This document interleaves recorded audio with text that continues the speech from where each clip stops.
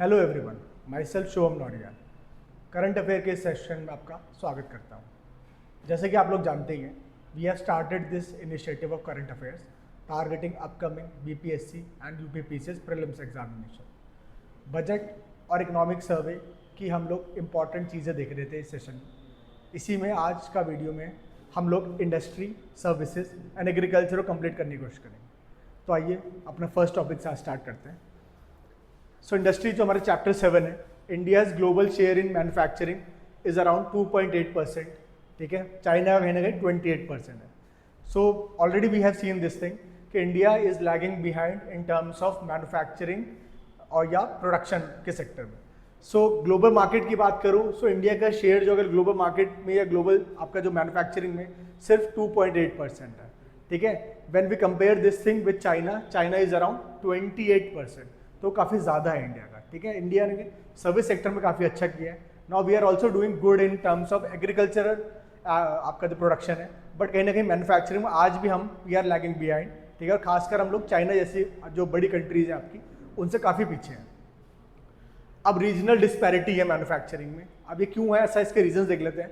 सो 4 states की अगर बात करूँ, the western states of Gujarat and Maharashtra and the southern states of Karnataka and Tamil Nadu together account for about 43% of the total industrial GSV है। ठीक है, तो कहीं ना कहीं आपका जो रीजनल डिस्पैरिटी है उसके पीछे रीजन यही है आपका कि जो 4 सेक्टर आपके जो 4 मेजर स्टेट्स हैं वो आपके, जैसे आपका जो वेस्टर्न स्टेट्स है गुजरात महाराष्ट्र का, जहाँ पे टेक्नोलॉजी बहुत अच्छी है, स्किल्ड लेबर है आपका, इन्वेस्टमेंट काफ़ी अच्छी खासी आती है, कैपिटल फॉर्मेशन बहुत ज़्यादा है, तो वहाँ पे प्लस आपके जो सदर्न के स्टेट्स है कर्नाटक एंड तमिलनाडु, यही चारों स्टेट अकाउंट करते हैं around 53% of the total industrial output. ठीक है, सो जो टोटल आपका जो इंडस्ट्रियल आउटपुट है आपका जो जीएसवी है, उसके अंदर आपका कहीं ना कहीं इन चारों का ही ज़्यादा बड़ा रोल है।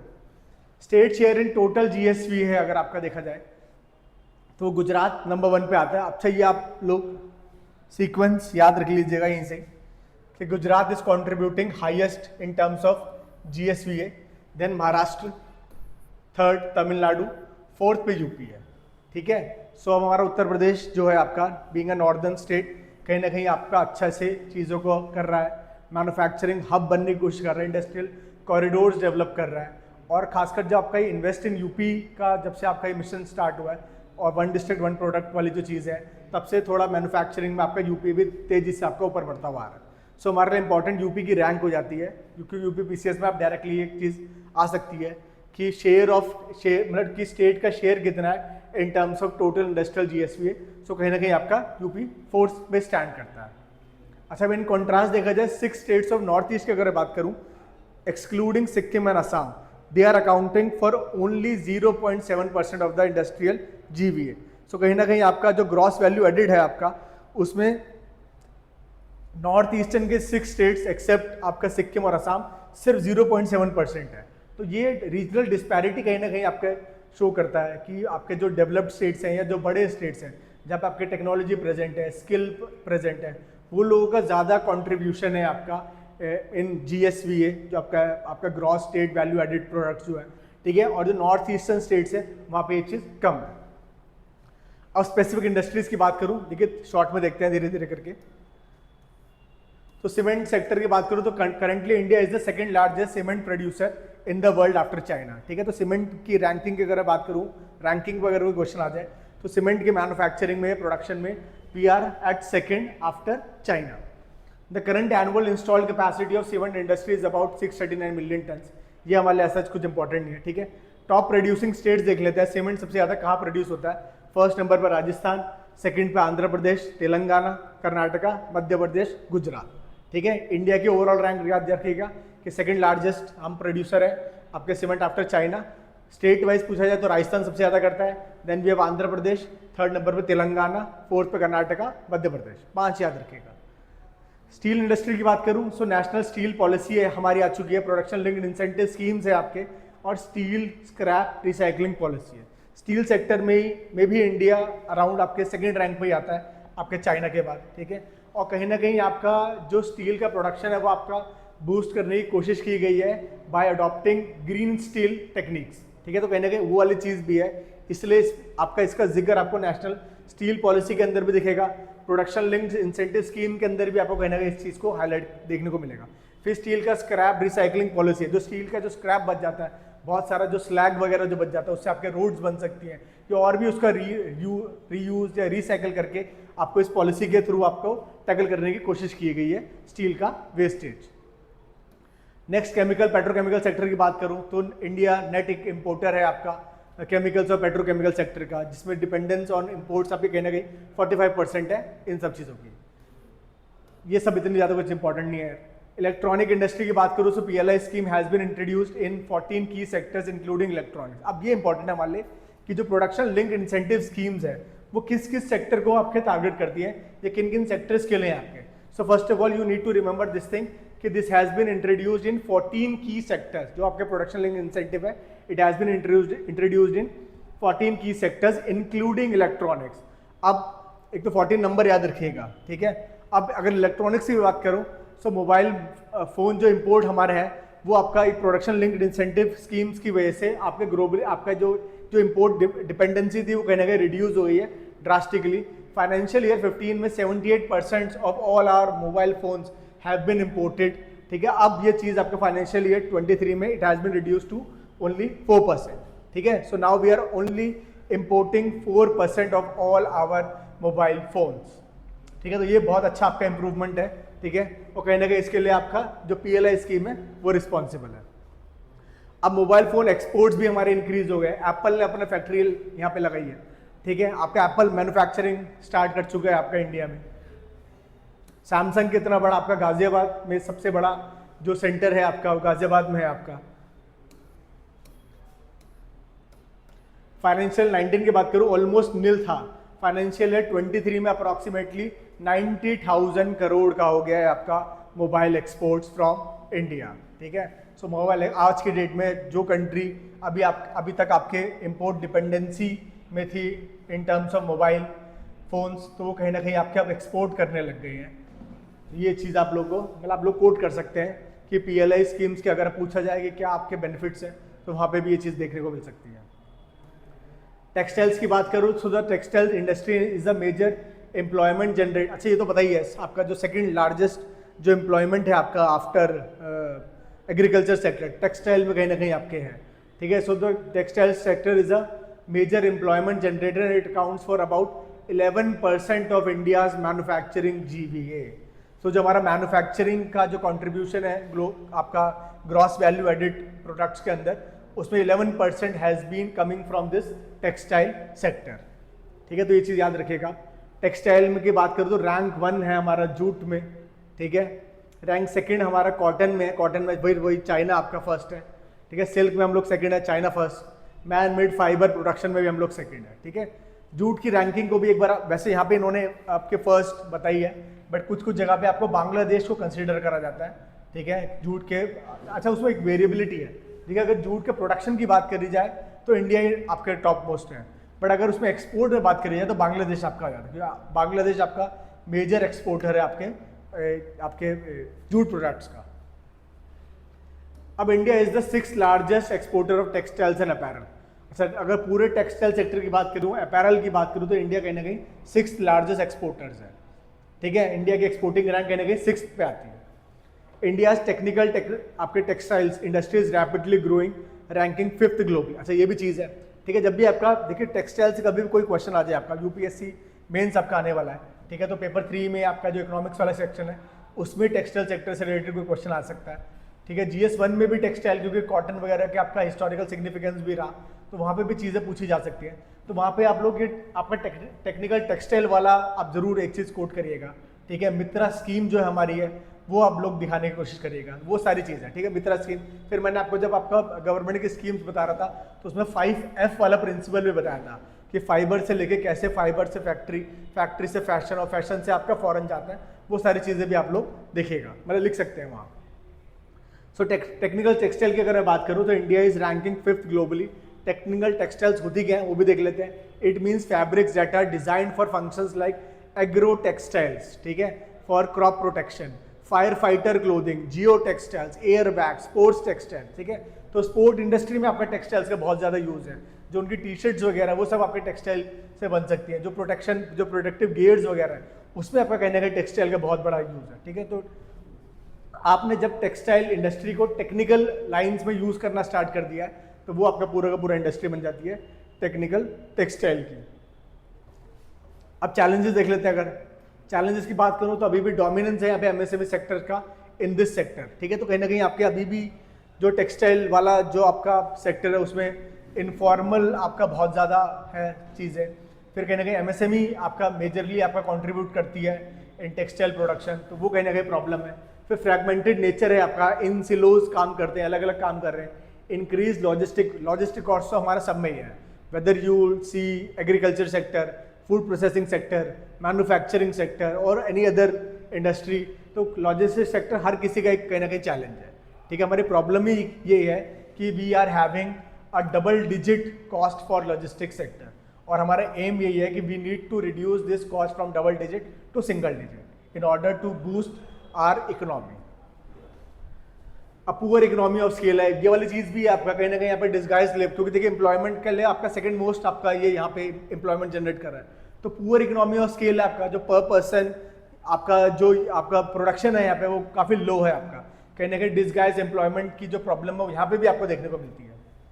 फिर over reliance on imported textile machinery, और कहीं ना कहीं सिग्निफिकेंट स्किल गैप है। आज भी हम लोग we are having those redundant technology, या आपके अभी भी मैनुअल बहुत सारी चीज़ें हो रही हैं। सो कहीं ना कहीं आपका स्किल का गैप भी देखा गया है इस सेक्टर में। So these all are the challenges related to textile sector. अब नेक्स्ट टॉपिक जो हमारे इंडस्ट्री मैन्युफैक्चरिंग में आ जाता है आपका, वो है pharmaceuticals. So India pharmaceutical industry is the world third largest by volume, ठीक है। ये बहुत अच्छा पॉइंट है आपका। लास्ट ईयर तक मुझे याद है जहाँ तक, तो ये सेकेंड लार्जेस्ट थे बाय वॉल्यूम, ठीक है, और 13 या 14 थे आपके बाय वैल्यू। बट अभी यहाँ पे जो नया डेटा आपका आ गया है तो यही आपको कोट कर रहा है कि फार्मास्यूटिकल इंडस्ट्री की बात करूँ सो इंडिया वर्ल्ड का थर्ड लार्जेस्ट है बाय वॉल्यूम। अब इसमें भी पीएलआई स्कीम का बहुत अच्छा रोल है। So PLI scheme aims to attain self reliance and reduce import dependence in critical key starting materials, ठीक है। तो जो आपके जो क्रिटिकल स्टार्टिंग या की स्टार्टिंग मटीरियल्स है आपके, या जो लोग जिन चीज़ों पे हम लोग बहुत ज़्यादा डिपेंडेंट थे आपके चाइना जैसी कंट्रीज़ पे, जो एपीआई की हम बात करते हैं एक्टिव फार्मास्यूटिकल इंग्रेडिएंट्स, तो उनका प्रोडक्शन हम कहीं ना कहीं अब इंडिया में स्टार्ट कर रहे हैं, ठीक है। एपीआई होते क्या है, जो आपका बेसिक इंग्रेडिएंट है आपका, जिससे आपकी मेडिसिन बनाई जाती है, स्पेशली जो जेनरिक मेडिसिन में आपका यूज़ होता है, तो वो सारी चीज़ों के लिए we have started this scheme of PLI, production linked incentive, in order to become self reliant या Atmanirbhar Bharat in these production of these आपके एपीआईज या की स्टार्टिंग मटेरियल्स हैं आपके, या ड्रग इंटरमीडिएटरीज बोल सकते हैं। फिर strengthening of the pharmaceutical industry, SPI scheme है हमारे पास, ठीक है, to support the existing pharma clusters and MSMEs across the country to improve their productivity, quality and sustainability. ये आप लोग देख लीजिएगा, ऐसा कुछ नहीं है, वही वाली चीज़ है आपकी जो फार्मा क्लस्टर्स है आपको उनको सपोर्ट करने की बात कर रहे हैं। फिर currently India holds an estimated 1.5% share of the global medical devices market. अगर मेडिकल डिवाइसेस की बात करूं तो उसमें भी इंडिया का कहीं ना कहीं आपका 1.5% का आपका शेयर है। On a global scale India is recognised as one of the top 20 medical device market, ठीक है। तो ये वाली चीज़ भी ध्यान रखिएगा कि ग्लोबल स्केल की अगर बात करूँ सो इंडिया कहीं ना कहीं टॉप 20 मेडिकल डिवाइस मार्केट में नंबर 1 पोजिशन पे आता है, मतलब नंबर 1 पे तो नहीं, कि one of the 20 medical device markets में इंडिया भी आपका है। आगे देखें इंटेलेक्चुअल प्रॉपर्टी, ये आपका बहुत इंपॉर्टेंट टॉपिक है और खासकर मेंस पॉइंट ऑफ व्यू से तो बहुत इंपॉर्टेंट है, देख लेते हैं इसको भी। सो अचीवमेंट की बात करूँ तो एज पर द वीपो रिपोर्ट, जो आपका world intellectual property rights organisation है आपका, उसने की रिपोर्ट के हिसाब से 2022 की India rank 6 among the top 10 patent filing offices globally. So India आपके अब इस चीज़ में भी, ठीक है, आपका पेटेंट फाइलिंग में भी इंडिया कहीं ना कहीं आपका इम्प्रूव कर रहा है अपनी रैंकिंग को, and now we are among the top 10 patent filing offices globally. तो एक अच्छी चीज़ है, ठीक है, क्योंकि इंडिया के साथ प्रॉब्लम ये थी कि इंडिया में रिसर्च एंड डेवलपमेंट नहीं होती, पेटेंट फाइलिंग वाली चीज़ें नहीं कर पा रहे, ठीक है। तो उसके लिए हमने we have improved our ranking in this वीपो रिपोर्ट ऑफ 2022। फिर पेटेंट एप्लीकेशन आर लार्जली, अच्छा किस सेक्टर में सबसे ज़्यादा हम लोग पेटेंट फाइलिंग करते हैं, तो पहला सेक्टर है कंप्यूटर एंड इलेक्ट्रॉनिक्स का, mechanical and biomedical and communication fields का, ठीक है। तो ये सारे सेक्टर्स हैं जिससे मोस्टली हमारे पेटेंट फाइल होता है, ठीक है। कंप्यूटर इलेक्ट्रॉनिक्स याद रखना, मैकेनिकल एंड बायोमेडिकल वाले फील्ड में, कम्युनिकेशन के फील्ड में। There is a more than 2-fold increase in patent filing since 2014-15।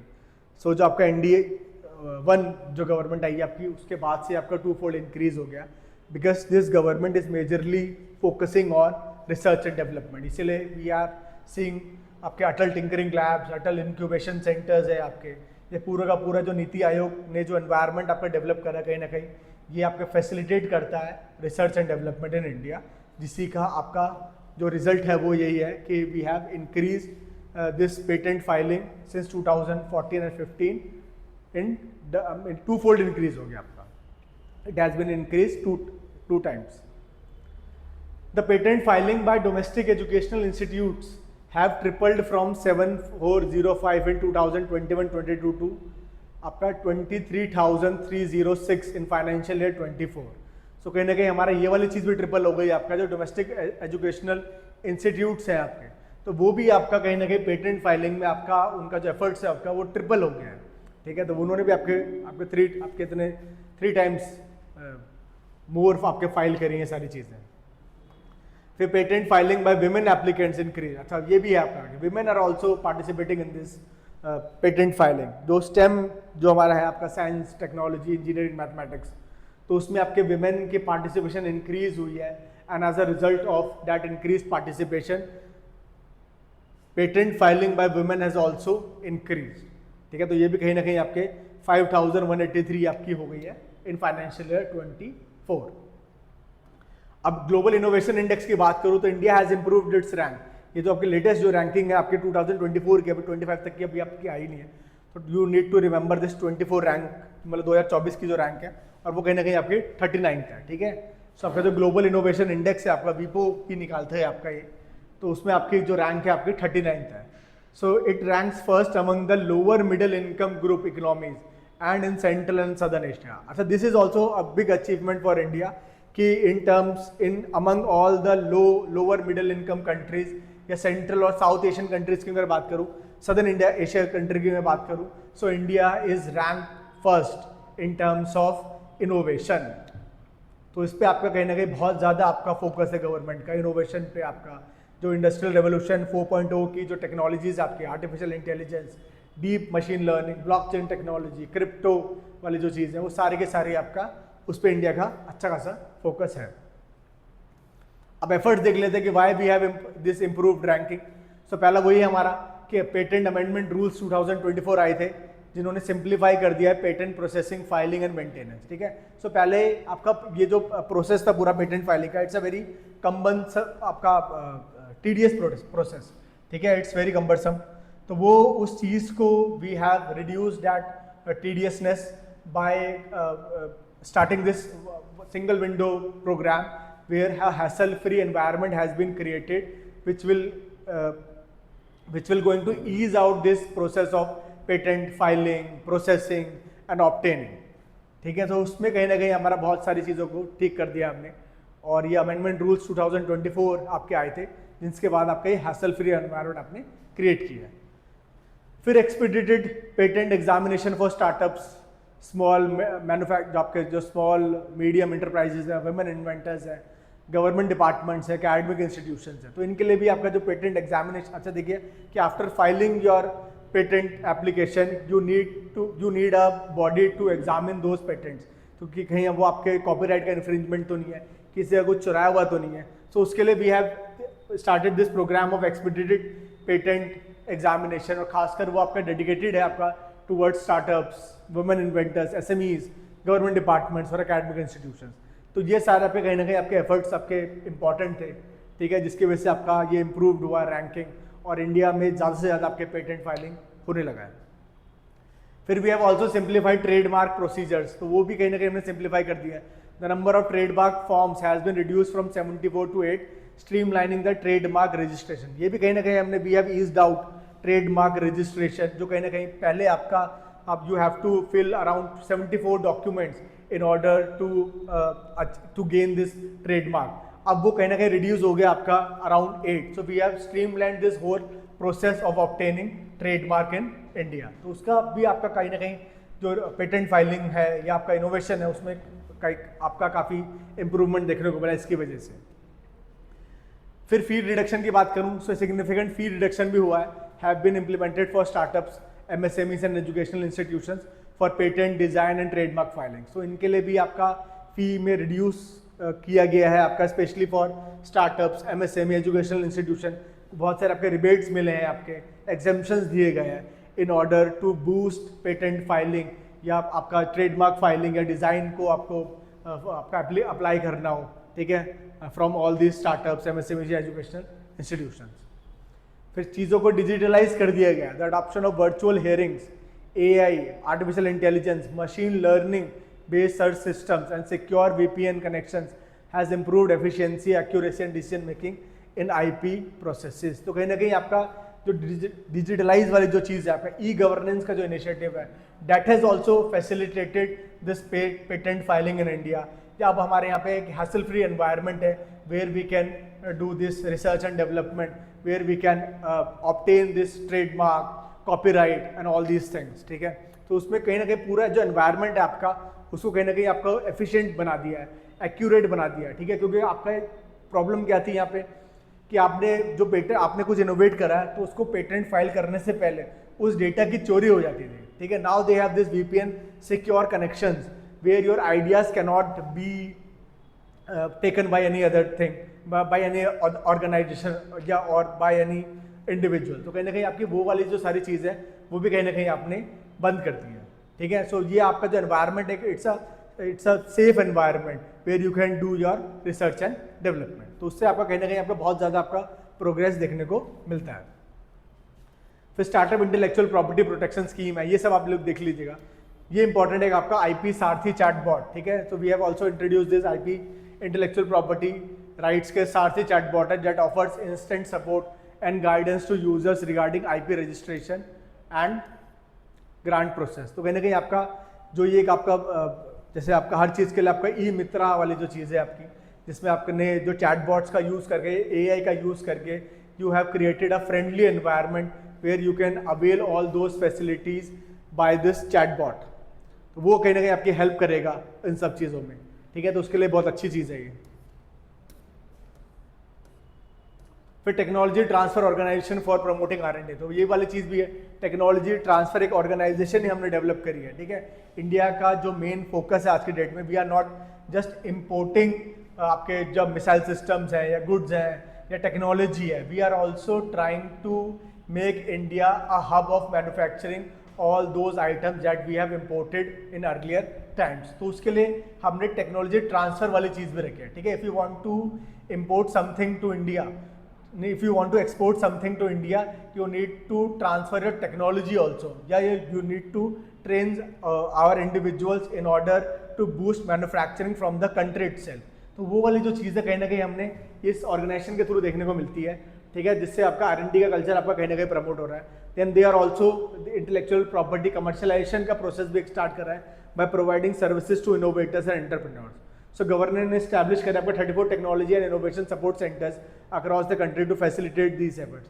Local level पे आपके चीज़ें हो रही हैं आपका, ठीक है। अब वो वाली चीज़ नहीं है कि टॉप डाउन अप्रोच वाला नहीं है। Now we have shifted towards bottom up approach where we are trying to identify all the local solutions for local problems. ऐसा नहीं है कि आपके लोकल प्रॉब्लम्स के लिए ऊपर से चीज़ें आती थी, नहीं। अब आपका जो लोकल प्रॉब्लम्स है, आपकी जो कॉम्प्लेक्स लोकल प्रॉब्लम्स है, उनके लोकल सॉल्यूशंस ही हैं। और उन लोकल सॉल्यूशंस के लिए जो R&D पे आपका प्रमोशन है वो इनके थ्रू हो रहा है आपका। They are also developing this technology transfer organisation, IP commercialisation वाली जो चीज़ है आपका। तो डरने की बात नहीं, अगर if you have any idea you can commercialise your idea, ठीक है। If you want to boost any manufacturing of your product, you can seek support from this technology transfer organisation. तो वो सारी चीज़ें आपको यहाँ पे प्रोवाइड करी गई हैं। अब नीड की बात करूँ तो why we have this need of all these efforts, तो उसमें to increase expenditure on R&D।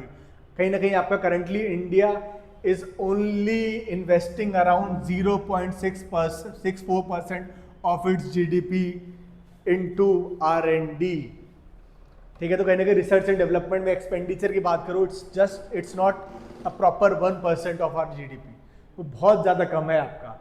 China कहीं ना कहीं आपका 2.68% आपका करता है, यूएस से 3.6% आपका जीडीपी का कंट्रीब्यूट करता है आर&डी के लिए। इजराइल जैसी कंट्रीज, आपकी छोटी कंट्री आपकी इजराइल बहुत ज़्यादा 6% के अराउंड करती है, ठीक है। ये सारा डेटा आपका वर्ल्ड बैंक का है, ठीक। कोई भी क्वेश्चन अगर आपका आर&डी से रिलेटेड आए, इनोवेशन से रिलेटेड आए, या कहीं पे भी आपको ये सॉल्यूशन में लिखना हो यूपीएससी मेंस में कि why India needs, why what are the problems that India is facing in manufacturing sector, in agriculture sector, ठीक है, you can directly quote this thing in your suggestion that currently India is only investing around 0.64% of its GDP in R&D, and we need to increase this investment in order to match our efforts with other countries like China, US, Israel, ठीक है। तो ये कहीं ना कहीं आपका, ये आप लोग वर्ल्ड बैंक का डेटा यूज कर सकते हैं। So there is a need for more contributions from the private sector। अब ये वाली चीज़ भी है कि नीड क्यों अराइज हुई इस चीज़ की, क्योंकि क्योंकि आपका प्राइवेट सेक्टर भी बहुत ज़्यादा आपका इस चीज़ पे इन्वेस्ट नहीं करता आर&डी में। क्योंकि प्रॉब्लम क्या आ रही थी कि इंटेलेक्चुअल प्रॉपर्टी राइट्स इंडिया में एज सच कोई स्ट्रिंजेंट नहीं थे। आप प्राइवेट इन्वेस्टमेंट अगर करे आपका आर&डी में, कुछ वो प्रोडक्ट डेवलप करे, कोई आइडिया डेवलप करे, ठीक है, तो उस आइडिया पे जो भी आपका खर्चा लगा है आपका, ठीक है, तो उससे वो कुछ ना कुछ आपका कमर्शियल बेनिफिट उठाना चाहता है, बट वो आइडिया चोरी हो जाता है आपका, ठीक है, वो प्रोडक्ट आपका मार्केट में ऐसे एज इट इज़ मिल जाता था, तो उसके लिए प्रॉब्लम होती थी इंडिया में। तो प्राइवेट इन्वेस्टमेंट आपका बहुत कम था आर&डी में। अब जब गवर्नमेंट ने ये आपको सेफ्टी प्रोवाइड करी है, now they are giving this hassle free environment where you can easily apply for intellectual property rights. आप लोग पेटेंट फाइलिंग कर सकते हैं, अपना ट्रेडमार्क आप अपना ऑब्टेन कर सकते हैं अपने प्रोडक्ट के लिए, ठीक है, आप लोग अपने कॉपीराइट करवा सकते हैं चीज़ों को। तो वो सब चीज़ें आपकी अच्छे होने की वजह से now private sector is also interested in investing more on R&D और नए नए आइडियाज डेवलप करने की बात कर रहा है। अब इसमें फंडिंग का भी जो करना चाहता था वो भी वाली बात यहाँ पे देखी गई है। The funding for R&D in India is predominantly source from government entities. तो कहीं ना कहीं आपका अभी भी, क्योंकि देखो एक तो पहली बात कि private sector is not interested in investing in R&D because it is not getting enough benefit from those investment, और गवर्नमेंट ही आपका ओनली इंस्टीट्यूशन है जो R&D करता है थोड़ी बहुत, और वो भी इतना कम कर रहा है 0.64%। So overall this whole environment is not conducive for research and development. तो उसकी वजह से अपनी नीड अराइज हुई कि नहीं यार, if you want to match other countries in the time period of artificial intelligence, in the time period of deep machine learning, जो आपका बिग डेटा एनालिसिस वाले, क्लाउड कंप्यूटिंग है, और भी बहुत सारी आपकी जो टेक्नोलॉजीज हैं, if you want to match all those countries in these technologies, you need to invest more in R&D, और उसके लिए फिर ये आपके सारे एफर्ट्स थे, ठीक है। तो ये नीड वाली जो चीज़ है वो यहाँ पे हाईलाइट कर रहे हैं कि क्यों ये नीड आई। फिर इंडिया पब्लिक सेक्टर 60% और प्राइवेट सेक्टर 40% ही कर रहा है, जबकि यूएसए में देखा जाए तो पब्लिक सेक्टर पे आपका 10% ही करता है, प्राइवेट सेक्टर ही मोस्टली आपका 90% के अराउंड आपका इन्वेस्ट करता है R&D में। बट प्राइवेट सेक्टर आपका तभी करेगा, private sector is only interested in generating profit for their investment. तो जब तक आप लोग उसको वो अश्योरेंस नहीं देंगे, वो सेफ्टी एनवायरनमेंट प्रोवाइड नहीं करेंगे जहाँ पे वो अपना अच्छा खासा मार्जिन आपका अपना ले सके, तब तक वो आपका इंटरेस्ट नहीं होगा R&D में इन्वेस्ट करने के लिए, ठीक है। So you need to remember this thing also. अब इम्प्रूव कैसे करना है, इनिशिएटिव जैसे हमारे यहाँ स्टार्टअप इंडिया है, डिजिटल इंडिया है, अटल इनोवेशन मिशन की बात करें, have been introduced to foster entrepreneurship, research and technological advancement. So कहीं ना कहीं आपकी ये सारी चीज़ें हमने लेके आए हैं in order to boost entrepreneurship in India, research and technological advancement, और फिर एक आपका एक चेन रिएक्शन से स्टार्ट कर देगा, ठीक है। इसके लिए हमने we have also started giving grants, loans, tax credits, tax exemptions, tax holidays, tax deduction, ठीक है। We have started all these initiatives in order to boost private investment in R&D, ठीक। फिर नेक्स्ट है हमारा sectoral diversification, currently only limited to few sectors. अभी सिर्फ हमारा जो R&D वाली चीज़ है वो कुछ ही सेक्टर्स में है, जैसे ड्रग और फार्मास्यूटिकल्स में सबसे ज़्यादा है, IT इंडस्ट्री में उसके बाद है, ट्रांसपोर्टेशन सेक्टर में, डिफेंस में, बायोटेक्नोलॉजी में। अब we are diversifying our R&D prospects. For example technical textiles में आप लोग R&D करा रहे हैं, फूड प्रोसेसिंग में R&D की ज़रूरत है, ठीक है। जो आपके जो इंजीनियरिंग गुड्स हैं उसमें आपके आर्टिफिशियल इंटेलिजेंस, जो चिप मेकिंग है आपका, उसमें स्टार्ट। अभी आपने अगर 15 अगस्त का मोदी जी का आपका स्टेटमेंट देखा होगा, तो उसमें उन्होंने ये स्टार्ट भी करा, मतलब उन्होंने ये चीज़ हिंट दी थी कि at the end of this year we will develop our own chip, ठीक है, तो वो वाली चीज़ों पे हमारे को R&D की बहुत ज़रूरत है, ठीक है। We need to diversify our R&D approach as well. So अभी जितनों में होता था उससे ज़्यादा करने की ज़रूरत है in order to develop our aim of Viksit Bharat @ 2047। अब बेसिक रिसर्च से हमें कहीं ना कहीं अप्लाइड रिसर्च पे कहीं ना कहीं ये देखिए कंक्लूजन में आप लिख सकते हो, ठीक है। In order to achieve the target of आपका Viksit Bharat 2047 we need to shift our focus from basic research to applied research so that industry academia gap is bridge. तो ऐसा नहीं है कि सिर्फ आप रिसर्च करो, बेसिक रिसर्च करे जा रहे हो, नहीं, उसके एप्लीकेशन पे भी आपको फोकस करना है, ठीक है। तो जो चीज़ हमने रिसर्च एंड डेवलप करी है, क्या उसका एप्लीकेशन है, और एप्लीकेशन भी है तो मैक्सिमम पीपल के पास वो पहुंच रहा है, क्या वो कंज्यूमर्स की नीड को सेटिस्फाई कर रहा है, आज की डिमांड को टैकल कर रहा है, वो सब चीज़ें भी देखनी है, ठीक है।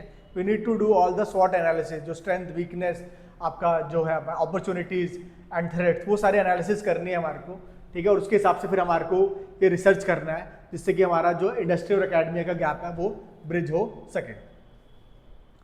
फिर नेक्स्ट है MSME sector. MSME sector as हमने देख ही लिया है, ठीक है, तो इसको देखेंगे नहीं दोबारा से, ये सारी चीज़ हमने देख लिया। एमएसएमई समाधान जो आपका है डिलेड पेमेंट मॉनिटरिंग सिस्टम है, यहाँ पे आपका देखिए रैम वाला प्रोसेस हमने देखा था, एमएसएमई समाधान देख रहे हैं, तो ये डिलेड पेमेंट मॉनिटरिंग सिस्टम, अगर आपने किसी पेमेंट आपने डिले करी है या एमएसएमई ने आपका प्रोड्यूस करके कुछ दिया है और उसको जो उसके बदले में पेमेंट मिलती है वो उसमें डिले हुआ है, सो इसमें इंफॉर्मेशन बताता है वो इंडिविजुअल CPSCs की, सेंट्रल मिनिस्ट्रीज की, स्टेट गवर्नमेंट की, other buyers regarding the payment pending with them in respect of the MSC। तो उन सबको ये सारी चीज़ें आपको दिखाता है कि इतनी पेंडिंग इसकी बाकी है, ठीक है। तो वो सारी चीज़ें आपके क्रेडिट स्कोर वगैरह देखने में या और भी चीज़ें करने में आपकी हेल्प करती हैं। The portal also facilitate MSCs to file their delayed payment related complaints online. अब इसी पोर्टल के थ्रू समाधान, देखिए समाधान से मतलब ही समझ के मैं यही आ रहा, आपका एक डिस्प्यूट सेटलमेंट आपका मैकेनिज्म है आपका, और ये सारा का सारा आपका ऑनलाइन सिस्टम है आपका, where you can easily file your complaint of delayed payment in this portal, और फिर वो वहाँ पे जैसे भी रेजोल्यूशन आपका आता है तो उसके लिए फिर आपको बताया जाएगा। MSME का क्लस्टर अप्रोच है, ये सब हमने देख लिया। चैंपियन स्कीम का हमने देखा था, creation and harmonious application of modern processes for increasing the output and national strength portal, ये एक single window grievance redressal portal है MSME सेक्टर का, चैंपियंस, ठीक है, याद रखिएगा। जो भी आपकी ग्रीवेंस है रिलेटेड टू क्रेडिट या आपका पेमेंट डिले है आपका, या टेक्नोलॉजी में प्रॉब्लम है आपको, कैपेसिटी बिल्डिंग में प्रॉब्लम है, टैक्स रिलेटेड प्रॉब्लम, वो सारे प्रॉब्लम्स आपको यहाँ पर आपके समाधान मिलेगा उसका।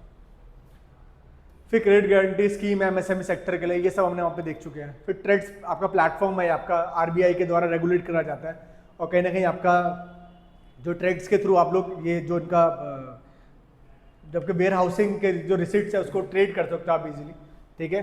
सो ट्रेड जो रेगुलेटेड बाय RBI, देखिए अब जो ट्रेड्स वाला जो आपकी जो चीज़ है आपका, इस पे RPSC जो अभी लास्ट टाइम अभी 2024 का भी जून में हुआ है 17-18 को, उसमें डायरेक्ट ये क्वेश्चन था ट्रेड्स के ऊपर कि व्हाट इज ट्रेड, ठीक है। तो अगर किसी ने इकोनॉमिक सर्वे देखा हो या पढ़ा हो उस समय, तो वो डायरेक्टली इसमें से यहाँ पे टैकल कर सकता है। सो जो ट्रेड्स है आपका रेगुलेटेड बाय RBI है, it is a market place that enables buyers such as government departments, public sector undertakings, corporation to honour timely payment to their MSME suppliers, ठीक है।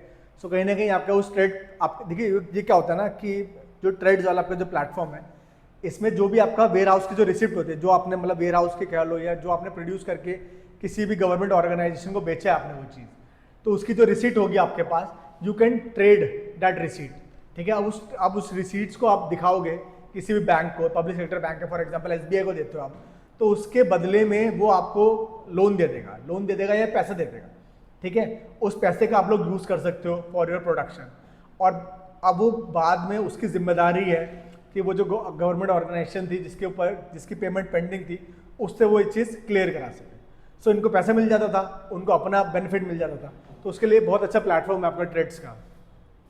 यहाँ पे बेटर एफिशिएंसी, ट्रांसपेरेंसी है, transaction है, seamless digital financing है, and settlement processes है enabled through National Payment Corporation of India. कहीं ना कहीं आपका NPCI is also involve in this, ठीक है। तो जैसे आपने for example you have supplied about 1 lakh goods to a company, to a public sector enterprise, तो वो आपके पेमेंट में अगर डिले हो रहा है तो आप उस जो रिसीट है उसको लेकर बैंक के पास जाओगे, bank will going to take its margin, 10,000 की मार्जिन उसने अलग करी, आपके 90,000 आपको पे कर दिया, ठीक है। अब वो बैंक का जो है आपका उसकी रिस्पॉन्सिबिलिटी है टू टेक दैट मनी या टू टेक दैट जो भी आपका था, चाहे वो गुड था चाहे वो आपका पेमेंट था, वो उस CPSC को कांटेक्ट करेगा, उससे वो पेमेंट लेगा, ठीक है, और 10,000 का प्रॉफिट अपना आप उसका है ही अपना बने, मार्जिन बने, ठीक है। तो बैंक को प्रॉफिट हो रहा है। MSME के पास जो डिलेड पेमेंट वाली प्रॉब्लम थी उसको कहीं ना कहीं आप लोग सॉल्व कर दिया, और आपका जो पब्लिक अंडरटेकिंग है वो भी आपका ट्रांसपेरेंट वे में आपका एफिशिएंटली आपका काम कर रहा है। देन गवर्नमेंट ऑफ इंडिया का मैंडेट है for companies with a turnover of above 250 crore to join the platform, more corporates are expected to onboard, ठीक है। अब ये गवर्नमेंट का कहीं ना कहीं मैंडेट है कि जो भी कंपनी जिनका 250 करोड़ से ऊपर का टर्नओवर है, they need to join this platform. वो अपना जो भी सेल परचेज वाली चीज़ है वो इस प्लेटफॉर्म के थ्रू ही करेंगी। फिर मोर कॉर्पोरेट्स भी इसके अंदर आने की बात कर रहे हैं। Government of India mandate for companies with a turnover to join. अच्छा, ये वाले वही पॉइंट रिपीट हो गया अपना। देखिए कंपनी का क्या था कि कंपनी आपको गुड्स और सर्विस आपसे लेगी, वो एक रिसीवेबल दे देगी आपका, जो वेयर हाउस के रिसिप्ट की तरह ही आपका एक रिसीवेबल मिलता है, ठीक है। उस रिसीवेबल को बैंक या फाइनेंशियल के पास ये लेके जाएंगे और वहाँ से कैश या मनी आपसे ले सकते हैं, ठीक है। वो एक आपका ट्रेडेबल वाली जो चीज़ है, ठीक है। तो बैंक अपना मार्जिन या प्रॉफिट उसमें से निकाल लेता है, ठीक है। After that will give you cash और money which can be used as an input cost for your production facility. तो उसका अपना काम, MSME का अपना काम चल जा रहा है, बैंक को अपना प्रॉफिट मिल जा रहा है, ठीक है, और कंपनी को गुड्स एंड सर्विस मिल जा रही है। अब उसके बाद फिर ये जब रिटर्न की बारी आएगी तो वो बैंक की आपकी रिस्पॉन्सिबिलिटी है। फिर नेक्स्ट हमारे इसी चीज़ के अंदर सेल्फ रिलायंट इंडिया फंड है, हमारा SRI फंड है जो प्रोवाइड करेगा इक्विटी फंडिंग टू MSME। ये कहीं ना कहीं आपके इक्विटी फंडिंग देने की बात कर रहा है टू MSME। जो भी आपके जो प्रॉफिटेबल आपके MSMEs है उनका कुछ जो भी आपका टर्नओवर है या जो भी आपका नेटवर्थ है उसको चेंज कर दिया जाएगा इन इक्विटी फॉर्म, और उस इक्विटी को परचेज गवर्नमेंट कर लेगी या कोई भी जो भी ऑर्गेनाइजेशन इन्वॉल्व है वो करेगी, और इसके थ्रू उनको फंड करने की बात करेगी। सो कॉर्पस ऑफ 50,000 इसके लिए रखा गया फंड करने के लिए। The fund has a provision of 10,000 crore from the government and 40,000 through private equity venture capital fund, ठीक है। तो MSME को अगर फंड चाहिए तो उसको अपना जो स्टेक है उसको उस स्टेक्स को आपको ट्रांसफॉर्म करना होगा into a certain amount of equity. वो इक्विटी को सेल करेगा और फिर वो ऐसा आपका फंड अवेल कर सकता है। तो ये भी आपका अच्छा स्कीम है आपका for self reliant India fund है आपका कहीं ना कहीं, ठीक है। अच्छा स्कीम है in order to boost production from MSME sector. Extras देखें तो एक्स्ट्राज में वही सब है आपका कि क्या क्या मतलब आपके कंसेप्ट आपके कैपिटल गुड्स किनको कहते हैं, जो फिजिकल आइटम्स हैं जो that are used to produce consumer good and service, जैसे machinery tools equipments. White goods आपके वो हो गए जो लार्ज होम अप्लायंसेज हैं जो ट्रेडिशनली आपके फिनिश्ड इन वाइट इनामल, मतलब कहीं ना कहीं आपके लग्जरियस गुड्स को वाइट गुड्स क्या कहा जा सकता है। जैसे एयर कंडीशनर्स हैं आपके, रेफ्रिजरेटर्स है, वॉशिंग मशीन है, वो सारा वाइट गुड्स हो गया, ठीक है। फिर समर्थ उद्योग सेंटर है हमारा, वो किस लिए आपका smart advance manufacturing rapid transformation hub है आपका, जो फोस्टर करता है ecosystem where manufacturing industry specially SMEs can learn about and adopt new technology. तो समर्थ आपका उद्योग सेंटर आपका है। Then we have business reform action plan by the department for DPIIT के द्वारा आपका ये लाया गया है business reform action plan to assess and enhance ease of doing business across states, ठीक है। तो चार देखिए आपका ये जो बिजनेस रिफॉर्म एक्शन प्लान है ये DPIIT इसलिए लेके आया कि ईज ऑफ डूइंग वाला जो है स्टेट्स के विद इन आपका इम्प्रूव करा जा सके, इसके लिए आपके रिफॉर्म एक्शन प्लान है। इसमें 4 कैटेगरीज ऑफ स्टेट्स में आपको डिवाइड करा गया सारे स्टेट्स को। पहले टॉप अचीवर्स रहेंगे, अचीवर्स, एस्पायरर्स, इमर्जिंग बिजनेस इकोसिस्टम्स, ठीक है। सो तमिलनाडु एक स्ट्रैटेजिक इनिशिएटिव। अच्छा ये 4 चीज़ें आप ये लोग याद रख सकते हो किस किस कैटेगरी में आपके बनाए जाएंगे, ठीक है। और फिर कितना बिजनेस रिफॉर्म्स आपने करे हैं in order to enhance ease of doing business in your state, उसके अकॉर्डिंग आपको फिर ये इस कैटेगरीज में लाया जाएगा कि आप टॉप अचीवर्स हैं, एस्पायरर्स है या इमर्जिंग बिजनेस इकोसिस्टम्स है, ठीक है। देन फिर तमिलनाडु का एक स्ट्रैटेजिक इनिशिएटिव है to foster footwear manufacturing growth. ये कहीं ना कहीं हमने उसमें भी देखा था कि MSME सेक्टर वाला जो हम लोग पिलर्स देख रहे थे उसमें फुटवेयर इंडस्ट्री को प्रमोट करने के लिए आपके स्पेशली डेडिकेटेड आपके स्कीम स्टार्ट करी गई है, और उसी के इन लाइन ही आपका तमिलनाडु का अपना एक इनिशिएटिव है। तो ये तमिलनाडु को कंट्रीब्यूट करता है कहीं ना कहीं आपका 38% share in India's footwear and leather products output. अब this sector generates more than 2 lakh jobs. Tamil Nadu also houses technical academic institution है जैसे सेंट्रल लेदर रिसर्च इंस्टीट्यूट। अब देखिए प्रीलिम्स पॉइंट ऑफ व्यू से हमारे लिए जो इंपॉर्टेंट हो जाता है एज सच, देखिए ये सब चीज़ें तो नहीं पूछी जाएंगी कितना परसेंट शेयर है ये है, बट आपने देखा होगा यूपीपीएससीएस जैसे एग्जाम्स में आपके ऐसी वाली चीज़ें बहुत ज़्यादा पूछी जाती हैं। जैसे आपका जो नेशनल सेंटर फॉर लिंग्विस्टिक जो इंडिजिनस लैंग्वेजेस है वो कहाँ था, ये एक ऐसा क्वेश्चन आया हुआ था। अभी यहाँ पे जो क्वेश्चन हमारा को देखने को मिल रहा है, ये बन सकता है यहाँ से, वो ये आपका कि सेंट्रल लेदर रिसर्च इंस्टीट्यूट का है। ठीक है, अब लेदर का नाम आएगा तो लेदर के नाम पे हम लोग को पता है कि आपका कानपुर बड़ा फेमस है आपका लेदर गुड्स के लिए। फिर आगरा में फुटवेयर इंडस्ट्री आपकी काफ़ी ज़्यादा है, तो हम लोग एक ऑप्शन में दिया भी होगा वो आपको, तो आप लोग वो मार दोगे। बट ये अगर आपका एक क्वेश्चन यहाँ से लिया गया है, सो अगर तमिलनाडु ऑप्शन होगा तो this will going to be the right option. So central leather research institution Tamil Nadu के अंदर है। काउंसिल फॉर लेदर एक्सपोर्ट्स भी आपका तमिलनाडु के अंदर है। Third footwear design and development institute भी आपका तमिलनाडु में है। ठीक है, तो ये तीनों चीज़ें प्रीलिम्स पॉइंट ऑफ व्यू से बहुत इंपॉर्टेंट हो जाती है, खासकर इकोनॉमिक सर्वे बजट की बात करूँ मैं। अगर ऐसे क्वेश्चंस आते हैं तो वो यहाँ से पूछते हैं कि सेंट्रल लेदर रिसर्च इंस्टीट्यूट का है, तो वो आपका तमिलनाडु में याद रखिएगा। सेंटर फॉर लेदर एक्सपोर्ट्स का है, वो भी तमिलनाडु में आपका है। Footwear design and development institute का है, वो भी आपका तमिलनाडु में है। अब have attracted foreign investors, contract manufacturing for Nike. अब देखिए उन्होंने क्या करा है, फॉरेन इन्वेस्टर्स को भी आपके अट्रैक्ट किया है तमिलनाडु ने। ठीक है, और नाइकी जो है आपका वो यहाँ पे एक अपना मैन्युफैक्चरिंग अपनी मैन्युफैक्चरिंग कंपनी यहाँ पे लगा रहा है। ठीक है, फिर तमिलनाडु इन्वेस्टमेंट प्रमोशन एजेंसी जो है वो बनाई गई है गाइडेंस के लिए।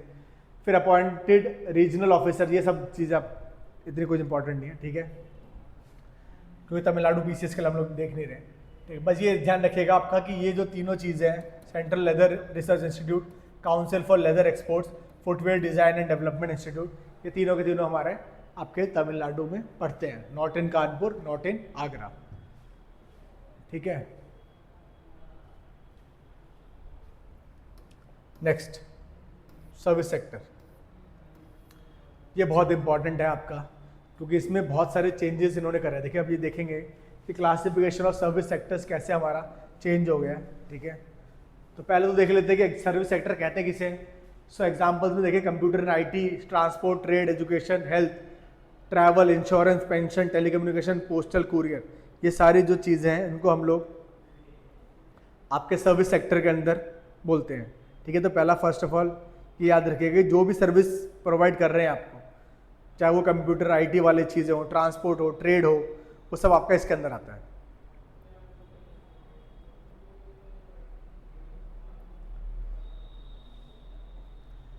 India rank 7th globally representing a 4.3% share of global service export. ठीक है, सो मर्चेंडाइज मैन्युफैक्चरिंग की बात करी थी हमने, तो उसमें तो बहुत कम था हमारा। मर्चेंडाइज सेक्टर में हमने देखा है कि 1.8% है हमारा। ठीक है, बस सर्विस सेक्टर में अगर बात करी जाए, so we have good contribution in global service export. तो कहीं ना कहीं ग्लोबल सर्विस एक्सपोर्ट में हमारा 7th रैंक पे हम लोग आते हैं। ठीक है, और कंट्रीब्यूशन की बात करूँ तो 4.3% है हमारा, इतना शेयर है हमारा ग्लोबल सर्विस एक्सपोर्ट में। फिर contribution to global service export की बात करो तो वही आपका यूएस हमेशा से फर्स्ट आएगा सर्विस सेक्टर में, UK second, third Germany, fourth Ireland, fifth China, six कोई और कंट्री होगी, 7th पे हम लोग हैं। ठीक है, ये आप याद रखिएगा कि इंडिया टॉप 5 में नहीं है सर्विस एक्सपोर्ट्स में भी, बट 7th नंबर पे, और 4.3% हमारा शेयर है। अब 2023 के फाइनेंशियल ईयर की बात करूँ, सर्विस सेक्टर ग्लोबल शेयर की बात करूँ तो 4.3% था। गुड्स की बात करूँ, मर्चेंडाइज की बात करूँ तो 1.8 है। देखिए अभी हमने यहाँ पे भी देखा था ये चीज़ मैन्युफैक्चरिंग वाली चीज़ में, मैन्युफैक्चरिंग का कितना कॉन्ट्रीब्यूशन है हमारा, ये देखिए, ये global share in manufacturing as a मतलब टोटल की बात कर रहे थे, जो कि 2.8% है हमारा। ठीक है, और सिर्फ और सिर्फ गुड्स की बात करो, मर्चेंडाइज गुड्स की बात करूँ तो वो 1.8% आता है।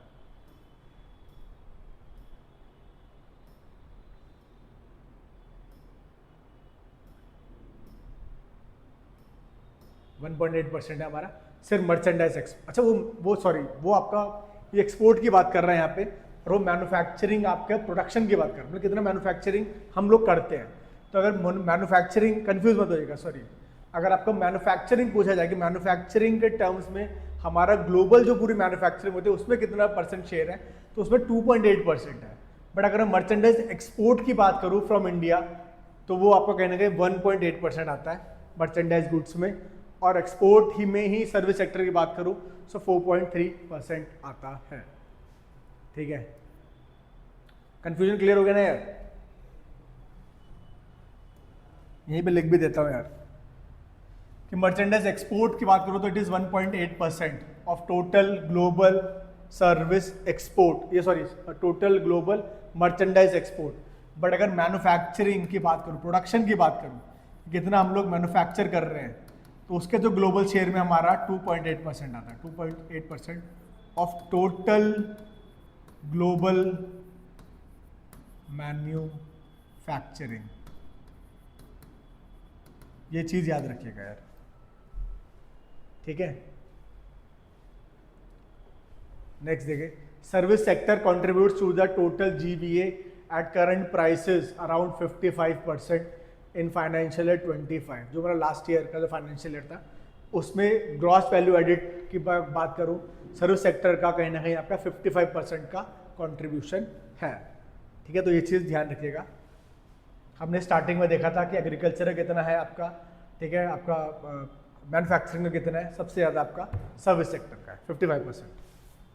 फिर it is also employing around approximately 30% of the total workforce. तो वर्कफोर्स की बात करो तो 30% आपके ये लोग देते हैं। ठीक है, अब देखिए ये बहुत सही चीज़ है आपका कि जो एग्रीकल्चर सेक्टर है इट इज़ एम्प्लॉइंग अराउंड 50%, और कहीं ना कहीं उसका जो कंट्रीब्यूशन है जीवीए में इट इज़ अराउंड 16%, 16.7%, मतलब 16-17% के अराउंड।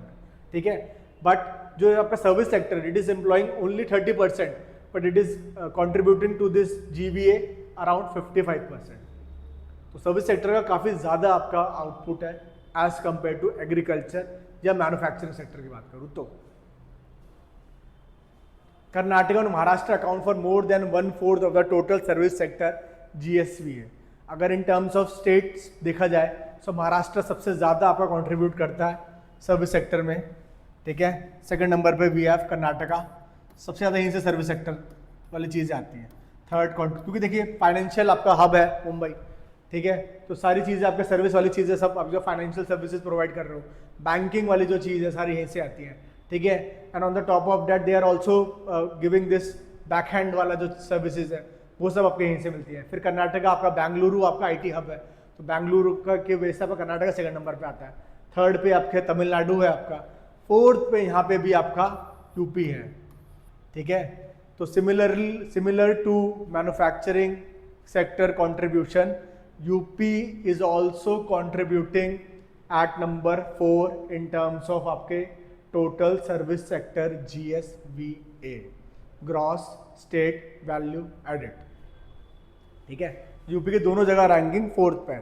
तो यूपी मैंने बताया ना, जैसे आपका इन्वेस्ट इन यूपी वाला जो चीज़ है, इन्वेस्टर समिट जब से स्टार्ट हुआ है, या उससे पहले भी जो हमारे बहुत सारे जो आपके योगी आदित्यनाथ जी ने बहुत सारे रिफॉर्म्स करने चाहे यूपी में, तो उसकी वजह से आपका अब आज की डेट में एक मेजर कंट्रीब्यूटर है आपका यूपी की इकोनॉमी या यूपी का जो प्रोडक्शन फैसिलिटी है आपकी इस आपके gross state value added product में। अब सर्विस सेक्टर के सब सेक्टर्स देखें, सो ट्रेड, रिपेयर, होटल्स, ये सब है आपके, ये सब आपको पता ही होंगे, रियल एस्टेट आता है, फाइनेंशियल सर्विस, ये सब है, पब्लिक एडमिनिस्ट्रेशन भी आपका इसी का चीज़ है। अब सर्विस PMI, अब देखिए जो सर्विस, जैसे हमने देखा था परचेजर, आपका जो इंडेक्स है आपका PMI वाला, परचेजर मैनेजिंग इंडेक्स या मैन्युफैक्चरिंग इंडेक्स है शायद आपका, तो उसमें आपके 50 से अगर अबव आपकी एक है, अगर आपका इंडेक्स में से आपकी वैल्यू निकल के आती है, so your manufacturing sector is आपका एक्सपैंडिंग। सेम चीज़ आपका PMI यहाँ पे भी आपका होता है। ठीक है, यहाँ पे HSBC आपका इंडिया का सर्विस का PMI निकालता है आपका, that the service sector remained in the expansion. 50 से अबव होने के कारण देखिए इंडेक्स इज अबव 50। ठीक है, फॉर 41 कॉन्टिन्यूस मंथ्स रहा है आपका सिंस अगस्त से, तो 41 लगातार आपके महीने आपके 50 से ऊपर रहा। This is showing that service sector is also expanding, और वो आपका अच्छा खासा आपका एक्सपैंड कर रही है। ठीक है। PMI इंडेक्स आपका मेजरली मैन्युफैक्चरिंग के लिए यूज होता था। यहाँ पे सर्विस सेक्टर के लिए भी जो है हमारा ये आपका HSBC निकालता है, ठीक है। परचेजिंग मैनेजर्स इंडेक्स ऐसे ही नाम है इसका। 2021 के अगस्त से 41 मंथ्स का स्ट्रेट अवे हमारे को 50 प्लस देखने को मिला है PMI इंडेक्स बाय HSBC। देखिए PMI सर्वे, देखिए ये आपका लगातार आपका देखिए देखने को मिलता है कि आप एक्सपैंड कर रहे हैं। देखिए जून 21 में कॉन्ट्रैक्ट हुआ था, 50 से डाउन आ गया था, बट उसके बाद यहाँ पे कॉन्स्टेंटली ये आफ्टर इफेक्ट्स ऑफ कोविड-19 नहीं बोला जा सकता है, but after that from August 21 it is always above 50%, ठीक है। वो कहीं ना कहीं आपका एक्सपेंशनरी वाली चीज़ दिखा रहा है HSBC India service PMI report के हिसाब से। ट्रेड इन सर्विसेज की बात करूँ, computer services and business services exports account for around 70% of India service export. अब सर्विस एक्सपोर्ट में जो मेजर कंट्रीब्यूशन है आपका, it is coming from computer services and business services. तो ये भी आप लोग ध्यान रखिएगा कि सबसे ज़्यादा कंट्रीब्यूशन देखा जाए तो किसका है, कंप्यूटर सर्विस का और बिजनेस सर्विस का। अब ये वाले जो चीज़ें ये बहुत इंपॉर्टेंट है हमारे लिए, ठीक है। From UPSC mains point of view की बात करूँ, BPSC की बात करूँ या UPPCS की बात करूँ, ये डायरेक्टली आपको पूछा जा सकता है कि how we are classifying our service sector. कौन कौन से, जैसे आप हमने देखे थे ना, जो सब सेक्टर्स देखे थे सारे, ट्रेड, रिपेयर, होटल्स, ट्रांसपोर्ट, ये किस किस क्लासिफिकेशन में किस कैटेगरी में आते हैं, ये सब हमने देखा। 4 मेजर कैटेगरीज उन्होंने बताई हैं, ठीक है।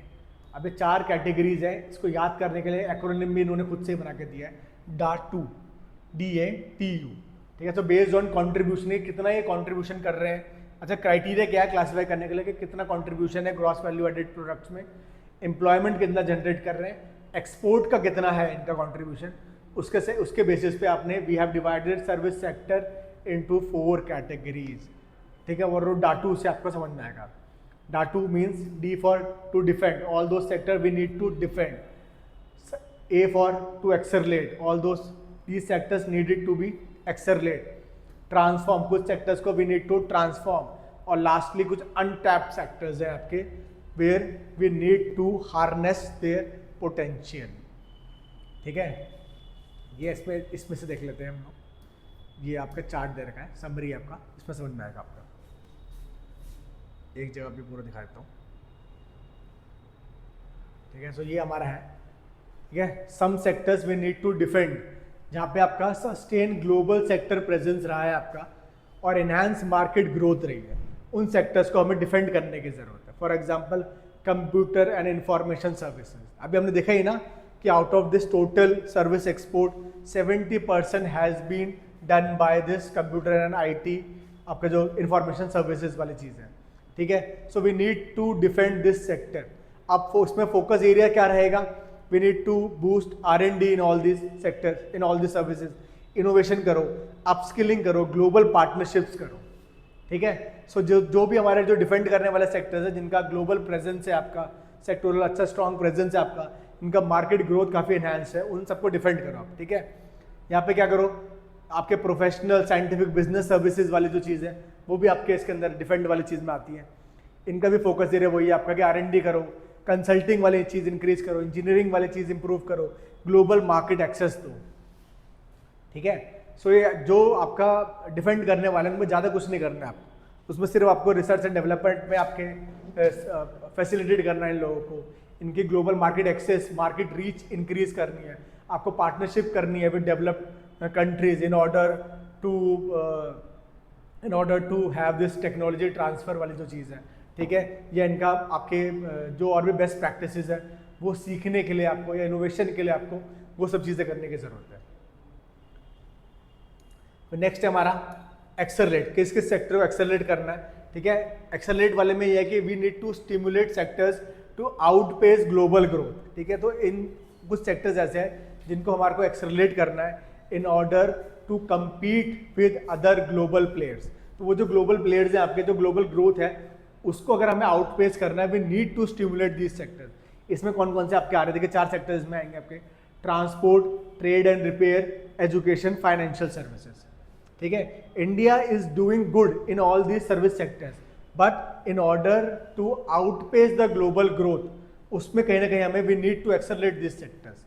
ठीक है। तो उसमें आप लोग क्या करोगे, जैसे ट्रांसपोर्ट में फोकस एरिया क्या है, स्मार्ट लॉजिस्टिक्स, ये चीज़ लेके आओ। इंफ्रास्ट्रक्चर डेवलप करो ट्रांसपोर्ट का, रीजनल एक्सपेंशन करो, ठीक है। Make India a top destination for all the आपका जो आपके फॉर ऑल द ट्रैवलर्स, ठीक है। तो उसमें हमारा टूरिज्म सेक्टर हमारा बूस्ट होगा, ठीक है। इसमें हमारा जो स्मार्ट लॉजिस्टिक वाली चीज़ है आपका, जैसे आप लोगों ने इंडिया में लैंड कर रहे हो, वहीं से आपको एक कैब आपको डेस्टिनेशन पे लेके जाएगी, काफ़ी समय तक वहीं पे आपको सारी चीज़ें के दर्शन कराएंगे। तो वो सारी चीज़ें आपको यहाँ पे करनी है। फिर ट्रेड एंड रिपेयर वाली चीज़ है, फोकस एरिया यहाँ पे रहेगा ई कॉमर्स पे। तो ट्रेड और रिपेयर में क्या क्या चीज़ें कर सकते हो आप लोग, ई कॉमर्स करा सकते हो, ऑटोमेशन वाली चीज़ों पर जाओ, एक्सपोर्ट मार्केट डेवलपमेंट करो, ठीक है। तो ये कहीं ना कहीं आपका ट्रेड एंड रिपेयर ऐसे आपका एक्सेलरेट करेगा। एजुकेशन में we have to focus on online education, international expansion करो आपका, जो आपके फॉरेन जो स्टूडेंट एक्सचेंज प्रोग्राम्स है वो सब लेके आओ। We need to adopt best practices that are there in आपके डेवलप्ड नेशन। फॉर एग्जांपल जो यूरोपियन कंट्रीज में जो बेस्ट प्रैक्टिसेस है, we need to adopt those practices in our education system, ठीक है। तो वो सारी चीज़ों को आप एक्सेलरेट करोगे आप, ठीक है। फिर फाइनेंशियल सर्विसेज की बात करूँ तो यहाँ पे फोकस एरियाज है आपका फिनटेक में, आपका जो फिनटेक का जो रेवोल्यूशन है आपको वो आपको इंडिया में लेके आना है, डिजिटल सर्विसेज प्रोवाइड करनी है, ग्लोबल मार्केट एक्सेस देनी है, ठीक है। तो ये सारी चीज़ें अगर आप करोगे then these service sectors will going to expand, will going to outpace global growth, ठीक है। वो कहने के आपके ऐसे एक्सेलरेट करेंगे। थर्ड जो क्लासिफिकेशन है ट्रांसफॉर्म है, ठीक है। सर्टन सेक्टर्स नीड ट्रांसफॉर्मेशन, जहाँ पे हमें भी need to boost their productivity, innovation, global reach, ठीक है। ये वो वाले सेक्टर्स हैं, जैसे ट्रैवल है आपका, हेल्थ है, personal cultural and recreational services हैं। तो ये कुछ ऐसे सेक्टर्स हैं आपके, ये ऐसे कुछ आपके एरियाज हैं आपके, जहाँ पे आपको ट्रांसफॉर्म करना है चीज़ों को in order to boost their productivity, in order to increase their contribution in आपके जो ग्रॉस वैल्यू एडिट वाली जो चीज़ है उसमें, ठीक है। ट्रैवल सेक्टर में यहाँ पे फोकस एरिया रहेगा आपका कि प्रीमियम टूरिज्म प्रोवाइड करो, ठीक है। So this is different from this transportation sector, don't confuse it with transportation sector, ठीक है। ट्रांसपोर्टेशन सेक्टर में हमारा फोकस वही है, आपका इंफ्रास्ट्रक्चर, आपका रोड कनेक्टिविटी आपको एनहांस करनी है, ठीक है। आपको यहाँ पे स्मार्ट लॉजिस्टिक प्रोवाइड करनी है। अगर आपका कोई बंदा बाहर से आएगा वो इन सब चीज़ों से अट्रैक्ट होगा, उसके लिए ट्रांसपोर्ट सेक्टर है। यहाँ पे स्पेशली आपका ट्रैवल सेक्टर को रखा गया है। अब ट्रैवल सेक्टर में you have to focus on premium tourism. Premium tourism आपका अच्छा एक लैविश आपका जगह होनी चाहिए रहने के लिए, प्रॉपर हाइजीन आपका मेंटेन होना चाहिए उन जगहों पे, आपको जो इंडियन क्यूजीन्स है आपको वो वहाँ पे खाने को मिलने चाहिए, ठीक है। तो वो सबके लिए प्रीमियम टूरिज्म करवाओ। देन डिजिटल प्लेटफॉर्म्स होने चाहिए, सस्टेनेबिलिटी पे फोकस करो, ठीक है। टूरिज्म या ट्रैवल जो है आपका it should be balanced with sustainability, ठीक है। जो इको टूरिज्म वाली जो चीज़ है वो कॉन्सेप्ट यहाँ पे अडॉप्ट करने के लिए कह रहे हैं, ठीक है। फिर डिजिटल प्लेटफॉर्म्स की बात हो रही है कि हैसल फ्री एनवायरनमेंट में आपका ट्रैवलिंग होनी चाहिए थ्रू आउट इंडिया। ऐसी हेल्थ सेक्टर में आपको ट्रांसफॉर्म करने की ज़रूरत है, तो टेली मेडिसिन पे आप फोकस करो, मेडिकल टूरिज्म पे फोकस करो, हेल्थ टेक इनोवेशन करवाओ, ठीक है। तो ये सारी चीज़ें अगर होंगी तो ट्रांसफॉर्मेशन एक आपका आ जाएगा हेल्थ सेक्टर के अंदर, that will lead to boost its productivity, ठीक है। फिर पर्सनल कल्चर रिक्रिएशनल एक्टिविटीज़ की बात करूँ तो यहाँ पे वेलनेस टूरिज्म करवाओ, डिजिटल कंटेंट जनरेट करो, फिटनेस पे ध्यान देने की बात कर रहे हैं, ठीक है। तो इन सब चीज़ों पे we need to focus on all these areas in order to transform this personal culture recreational service sector. तो आपका सब सेक्टर है आपका, उसको अगर आप इन सब चीज़ों पे वेलनेस टूरिज्म पे फोकस करोगे, देखिए बहुत सारे जो जने हमारे यहाँ पे योगा सीखने आते हैं, नेचुरोपैथी कराने आते हैं, होम्योपैथी कराने आते हैं, तो इसलिए वेलनेस टूरिज्म पे आप फोकस करो, उनको वो एवेन्यूज प्रोवाइड करो so that they can avail all those facilities that are there in India along with their travel and tourism thing. फिर डिजिटल कंटेंट आप प्रोवाइड करो, फिटनेस। अब आप मान लो आप इंडिया नहीं आ सके तो आप क्या करो, आप उनको डिजिटल एक्सेस करवाओ वो सारी चीज़ें, ठीक है। वो उनको जैसे वर्चुअल रियलिटी के थ्रू आप वो सारी चीज़ें आप उनको घर बैठे दे सकते हो, वो एक्सपीरियंस करवा सकते हो। फिटनेस पे फोकस करने की बात कर रहे हैं। Then last sector, untapped sector. There are certain sectors which are untapped. We need to harness their potential. वो कैसे करो? Increase करो उनका market share, ensure करो efficiency and sustainability. इसमें जैसे आपका इंश्योरेंस एंड पेंशन सर्विसेज है, अभी भी हमारे देश में हमने जब हम इंश्योरेंस वाली चीज़ देख रहे थे, we have seen that thing that we have very low insurance penetration in India, तो उसको इंक्रीज करने की आपके ज़रूरत है। फिर ऑडियो विजुअल रिलेटेड सर्विसेज वो सब आप प्रोवाइड कर सकते हो। टेलीकम्युनिकेशन में वी नीड टू आपके we have very much untapped potential in this telecommunication service sector. फिर पोस्टल और कुरियर को आप लोग देख सकते हो इसमें, ठीक है। तो इसमें फोकस एरिया से इंश्योरेंस में क्या है, डिजिटल इंश्योरेंस प्रोवाइड करो आप लोग। कस्टमर सेंट्रिक प्रोडक्ट्स होने चाहिए, ऐसा नहीं कि one size fits all approach होना चाहिए आपका, ठीक है। You need to customize your insurance according to the citizen centric जो आपके प्रोडक्ट्स रहेंगे उसके अकॉर्डिंग आप उसको रिवैम्प करो उन चीज़ों को। ऑडियो विजुअल रिलेटेड आपके जो सर्विसेज उसमें आप निच कंटेंट आपके डेवलप करो, ग्लोबल प्लेटफॉर्म्स दो आपको टू शोकेस देयर टैलेंट, फिर लोकलाइजेशन करो चीज़ों का। टेलीकम्युनिकेशन में 5G जो आपका है उसको रोल आउट करो, स्मार्ट सिटीज़ डेवलप करो, इंफ्रास्ट्रक्चर डेवलप करो, एक्सपोर्ट करवाओ, ये सारी चीज़।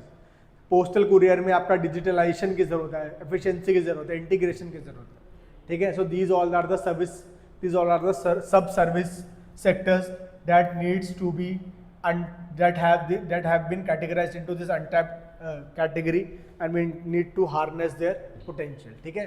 सो आपके जो सर्विस सेक्टर्स हैं आपके उसमें जो भी आपके सब सेक्टर्स हैं उसमें ये चारों कैटेगरीज में आपको डिवाइड करा गया है इन दिस बजट। तो ये बहुत इंपॉर्टेंट है आपका, कुछ चीज़ें डिफेंड करने की बात करी गई है, कुछ को एक्सरलेट करने की बात करी गई है, कुछ सेक्टर्स को आपको ट्रांसफॉर्म करने की बात करी है, and some are falling under this untapped categories, ठीक है। तो ये देख लीजिएगा। टूरिज्म की बात करोगे स्पेसिफिक आपके जो सब सेक्टर है उसमें आ जाऊँ तो टूरिज्म और हॉस्पिटैलिटी देखें। So the tourism sector created 7.6 crore jobs in financial 23। ये आपका टूरिज्म सेक्टर का डेटा है। You can use this data in your UPSC mains, या आप लोग ऐसे में भी इसको यूज़ कर सकते हैं। द टूरिज्म सेक्टर्स कॉन्ट्रीब्यूशन, अब जीडीपी की अगर कॉन्ट्रीब्यूशन की बात करूँ तो this tourism sector is contributing around 5%। 5% कहीं ना कहीं यहाँ पे कॉन्ट्रीब्यूट कर रहा है टू जीडीपी। फिर फॉरेन एक्सचेंज अर्निंग का बहुत बड़ा, जो फॉरेन इनकम हमारी होती है उसका बहुत बड़ा आपका सोर्स है दिस टूरिज्म, ठीक है। So foreign exchange earnings through tourism were around 28 billion USD, which is making India 14th, which is giving India 14th rank worldwide in world tourism receipts। तो जो वर्ल्ड टूरिज्म में जिन countries को जो आपका revenue generate होता है उसमें की स्टैंडिंग्स में कहने का India is standing eight 14th rank. फिर इंटरनेशनल टूरिज्म अराइवल्स की बात करूँ इन इंडिया 1.9 करोड़ अभी हमारे पास फॉरेन टूरिस्ट आते हैं, ठीक है, जो कि आपका 1.45% है of world international tourist arrival. तो जिन कंट्रीज़ के जिन डेस्टिनेशंस पे आपके फॉरेन टूरिस्ट आए उसमें से आपके इंडिया में 1.45% आपके फॉरेन टूरिस्ट आ चुके हैं। डोमेस्टिक टूरिज्म भी बहुत ज़्यादा है हमारा, ठीक है। So domestic tourist are around 251 crore, ठीक है। तो इतना 251 करोड़ के आसपास तो हमारे डोमेस्टिक टूरिस्ट ही हैं हमारे। ये आपका चार्ट ही बना रखा है, देख लीजिएगा, अर्निंग का दिखाया है। Domestic tourist visit rebounding to pre pandemic. अच्छा, ये वाली चीज़ भी है कि अभी आफ्टर पैंडेमिक ये फॉरेन टूरिस्ट कहीं ना कहीं कम हो गए थे आपका, but now we have again reach that pre pandemic level. कहीं ना कहीं 2019 में जो लेवल था हमारा आपका 245 के अराउंड, वही उसको एक्सीड कर दिया। 250 आपके करोड़ के अराउंड हो गए हमारे फॉरेन टूरिस्ट, ठीक है। So we have rebounded this pre pandemic level in आपके डोमेस्टिक टूरिस्ट विजिट्स में। रियल एस्टेट सेक्टर का देख लीजिएगा। अब रियल एस्टेट सेक्टर में इंडिया ने इनैक्ट करा था real estate regulatory authority. India rank 31st out of 89 countries in the global real estate transparency index. So ये भी आपका इंडेक्स कहीं अगर पूछ लिया जाए कि global real estate transparency index है हमारा 2024 का, इसमें इंडिया की रैंक है 31st, ठीक है। इसे ध्यान रखिएगा, India is ranked around 31st out of 89 countries in global real estate transparency index. Efforts की बात करूँ तो एफर्ट्स हमारे सिंपल हैं। हमारे हम लोगों ने रेरा बनाई है आपका, एक आपके एक्ट के थ्रू आ रहा है, the real estate regulation and development act है आपका। Protection against fraud, increase transparency, timely project deliveries, measures to prevent misuse of fund, वो सारी चीज़ें प्रोवाइड कर रही है। It is requiring around 2/3 consent from allottees या home buyers for any layout change. अगर आपको फॉर एग्जांपल आपको कोई बिल्डिंग है आपकी और आपको कुछ उसमें स्ट्रक्चर बिल्ड करना है या आपको कुछ चीज़ का लेआउट को चेंज करना है, so you need permission of around 2/3 जो भी अलॉटीज है आपके या होम बायर्स है आपके वहाँ के, ठीक है। तो जिस हिसाब से वो आपका चेंज हो सकता है, जो भी इसके डिस्प्यूट रिलेटेड होते थे वो सब आपका रेरा आपकी जो अथॉरिटी है वो रिजॉल्व करती है। फिर ये it is mandated that 70% of funds collected from home buyers for a project must be maintained in a separate bank account dedicated to project construction and land cost. ये सब देख लीजिएगा, ये सब कुछ इंपॉर्टेंट नहीं है आपका। फिर रीट्स है हमारे पास, रियल एस्टेट इन्वेस्टमेंट ट्रस्ट है हमारा, ठीक है। तो जो आपका जो बॉन्ड मार्केट है आपकी, वो उसमें आपका इन्वेस्ट करने के लिए हमने जो आपके अनवायबल टाइप प्रोजेक्ट्स हैं या जो वायबल भी हैं आपके, उनको इन्वेस्टमेंट जो मिलती है, जो क्रेडिट फैसिलिटी मिलती है वो थ्रू आपके ये जो RITS है आपके, इसके थ्रू मिलती है, ठीक है। ऐसे इंफ्रास्ट्रक्चर डेवलपमेंट के लिए हमारे पास एक इनविट्स, ठीक है। तो ऐसे ही आपका REITs है, रियल एस्टेट इन्वेस्टमेंट ट्रस्ट है हमारा, जो कंपनीज है जो पूल करती है मनी को फ्रॉम इन्वेस्टर्स और इन्वेस्ट करती है income producing real estate projects में, जैसे होटल्स बनाएंगे, शॉपिंग मॉल्स, ये सब चीज़ें करेंगे। रियल एस्टेट इन्वेस्टमेंट ट्रस्ट ऐसे काम करती है। देखिए क्या करती है कि इन्वेस्टर्स जो है इस रीट का आपके सेल आपके परचेज कर लेते हैं शेयर्स, ठीक है। और ये इनको इन्वेस्टर्स को पैसा अर्न करके देती है थ्रू डिविडेंड या प्राइस जैसे अप्रिशिएट होता है वैसे, ठीक है। अब ये जो रीट्स हैं ये आपके जो पैसा जो पूल करा इन्होंने फ्रॉम दीज इन्वेस्टर्स, उसको कहीं ना कहीं आपके किसी प्रोजेक्ट में, आपके वायबल प्रोजेक्ट में आपके इन्वेस्ट करती है, फिर उससे इनकम जनरेटिंग प्रॉपर्टीज बाई करती है या बिल्ड करती है, और वहाँ से जो रेंटल इनकम आती है वो उसको इन्वेस्टर्स को वापस करती है। ये रीट्स ऐसा आपका काम करते हैं, टाइप के बॉन्ड मार्केट टाइप है। फिर इंफ्रास्ट्रक्चर, देखिए इन्विट्स की मैं बात करता है, इंफ्रास्ट्रक्चर इन्वेस्टमेंट ट्रस्ट है आपका, इसमें भी इन्वेस्टर्स इन्वेस्ट करते हैं अपने शेयर्स के में रीट्स के अंदर, फिर वो एक्विजिशन करता है यहाँ पे कैपिटल इन्वेस्टमेंट का, वो एसेट जो क्रिएट होता है उससे रेंटल इनकम वगैरह फिर डिस्ट्रीब्यूशन हो जाता है आपका इन्वेस्टर्स को।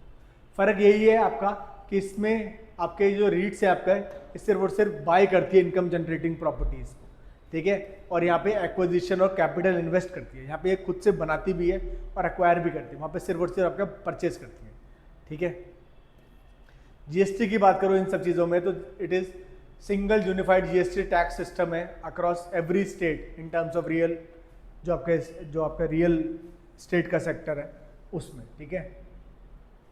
फिर digital India land records modernization program, ये इंपॉर्टेंट है हमारे पास, ठीक है। अगर आपके पास कोई भी क्वेश्चन ऐसा आता है जमींदारी सिस्टम से रिलेटेड, या जो लैंड जो सीलिंग या लैंड जो रिफॉर्म्स है हमारे इंडिया में वो क्यों नहीं आपके सक्सेसफुल हुए, या आप क्या कर रहे हैं उन लैंड रिफॉर्म्स को सक्सेसफुल करने के लिए, so you can quote this digital India land records modernization program. 2016 में इंडिया एक आपने लॉन्च करा है, एक central sector scheme with 100% funding coming from government of India. अब इसमें क्या, इसका एक रिवैम्प्ड वर्जन आया आपका, नेशनल रिकॉर्ड मॉडर्नाइजेशन प्रोग्राम जो था उसको पूरा का पूरा बदल के अब हमने इसका नया वर्जन लेके आए हैं, ठीक है। अब ये digital India land records modernization program में आपके जितने भी लैंड रिकॉर्ड्स हैं, आपके जो लैंड पार्सल आपका, उनका सबका डिजिटलाइजेशन हो जाएगा, ठीक है। तो उसमें आपके प्रॉपर ओनर्स पता चल जाएंगे, तो वो अपने बेनिफिट्स आपके ले सकते हैं, लैंड होल्डिंग्स के आपके बदले आपके मॉर्टगेज करके आपके लोन्स अवेल कर सकते हैं, आपके जो गवर्नमेंट इंसेंटिव्स है उसको आप अवेल कर सकते हो, ठीक है। तो वो जो रेंट वाली जो प्रॉब्लम थी या ओनरशिप वाली जो प्रॉब्लम थी वो सारी की सारी आपके सॉल्व करने की बात करी गई है in this digital India land records modernization program. फिर इंफॉर्मेशन टेक्नोलॉजी सर्विसेज आपकी IT has estimated revenues of $254 billion. तो कहीं ना कहीं IT सर्विसेज आपके $254 बिलियन आपका कहीं ना कहीं जनरेट कर रही है एज रेवेन्यूज। सो रिफॉर्म्स देखें इसमें, तो अबॉलिशन ऑफ एंजल टैक्स, तो कहीं ना कहीं IT जो सेक्टर है आपका IT जो सर्विसेज है उसमें हमने ये एंजल टैक्स वाली जो चीज़ थी उसको अबॉलिश कर दिया है, ठीक है। We have streamlined the transfer pricing assessment procedures. तो कहीं ना कहीं जो आपके ट्रांसफर प्राइसिंग वाला जो चीज़ थी जिसको आपको आर्म लेंथ रखने को बोला गया था, तो वो जो मर्जर नहीं हो पा रहे थे और भी जो प्रॉब्लम थी उसको स्ट्रीमलाइन कर दिया है। Then they have abolish 2% equalization Levi.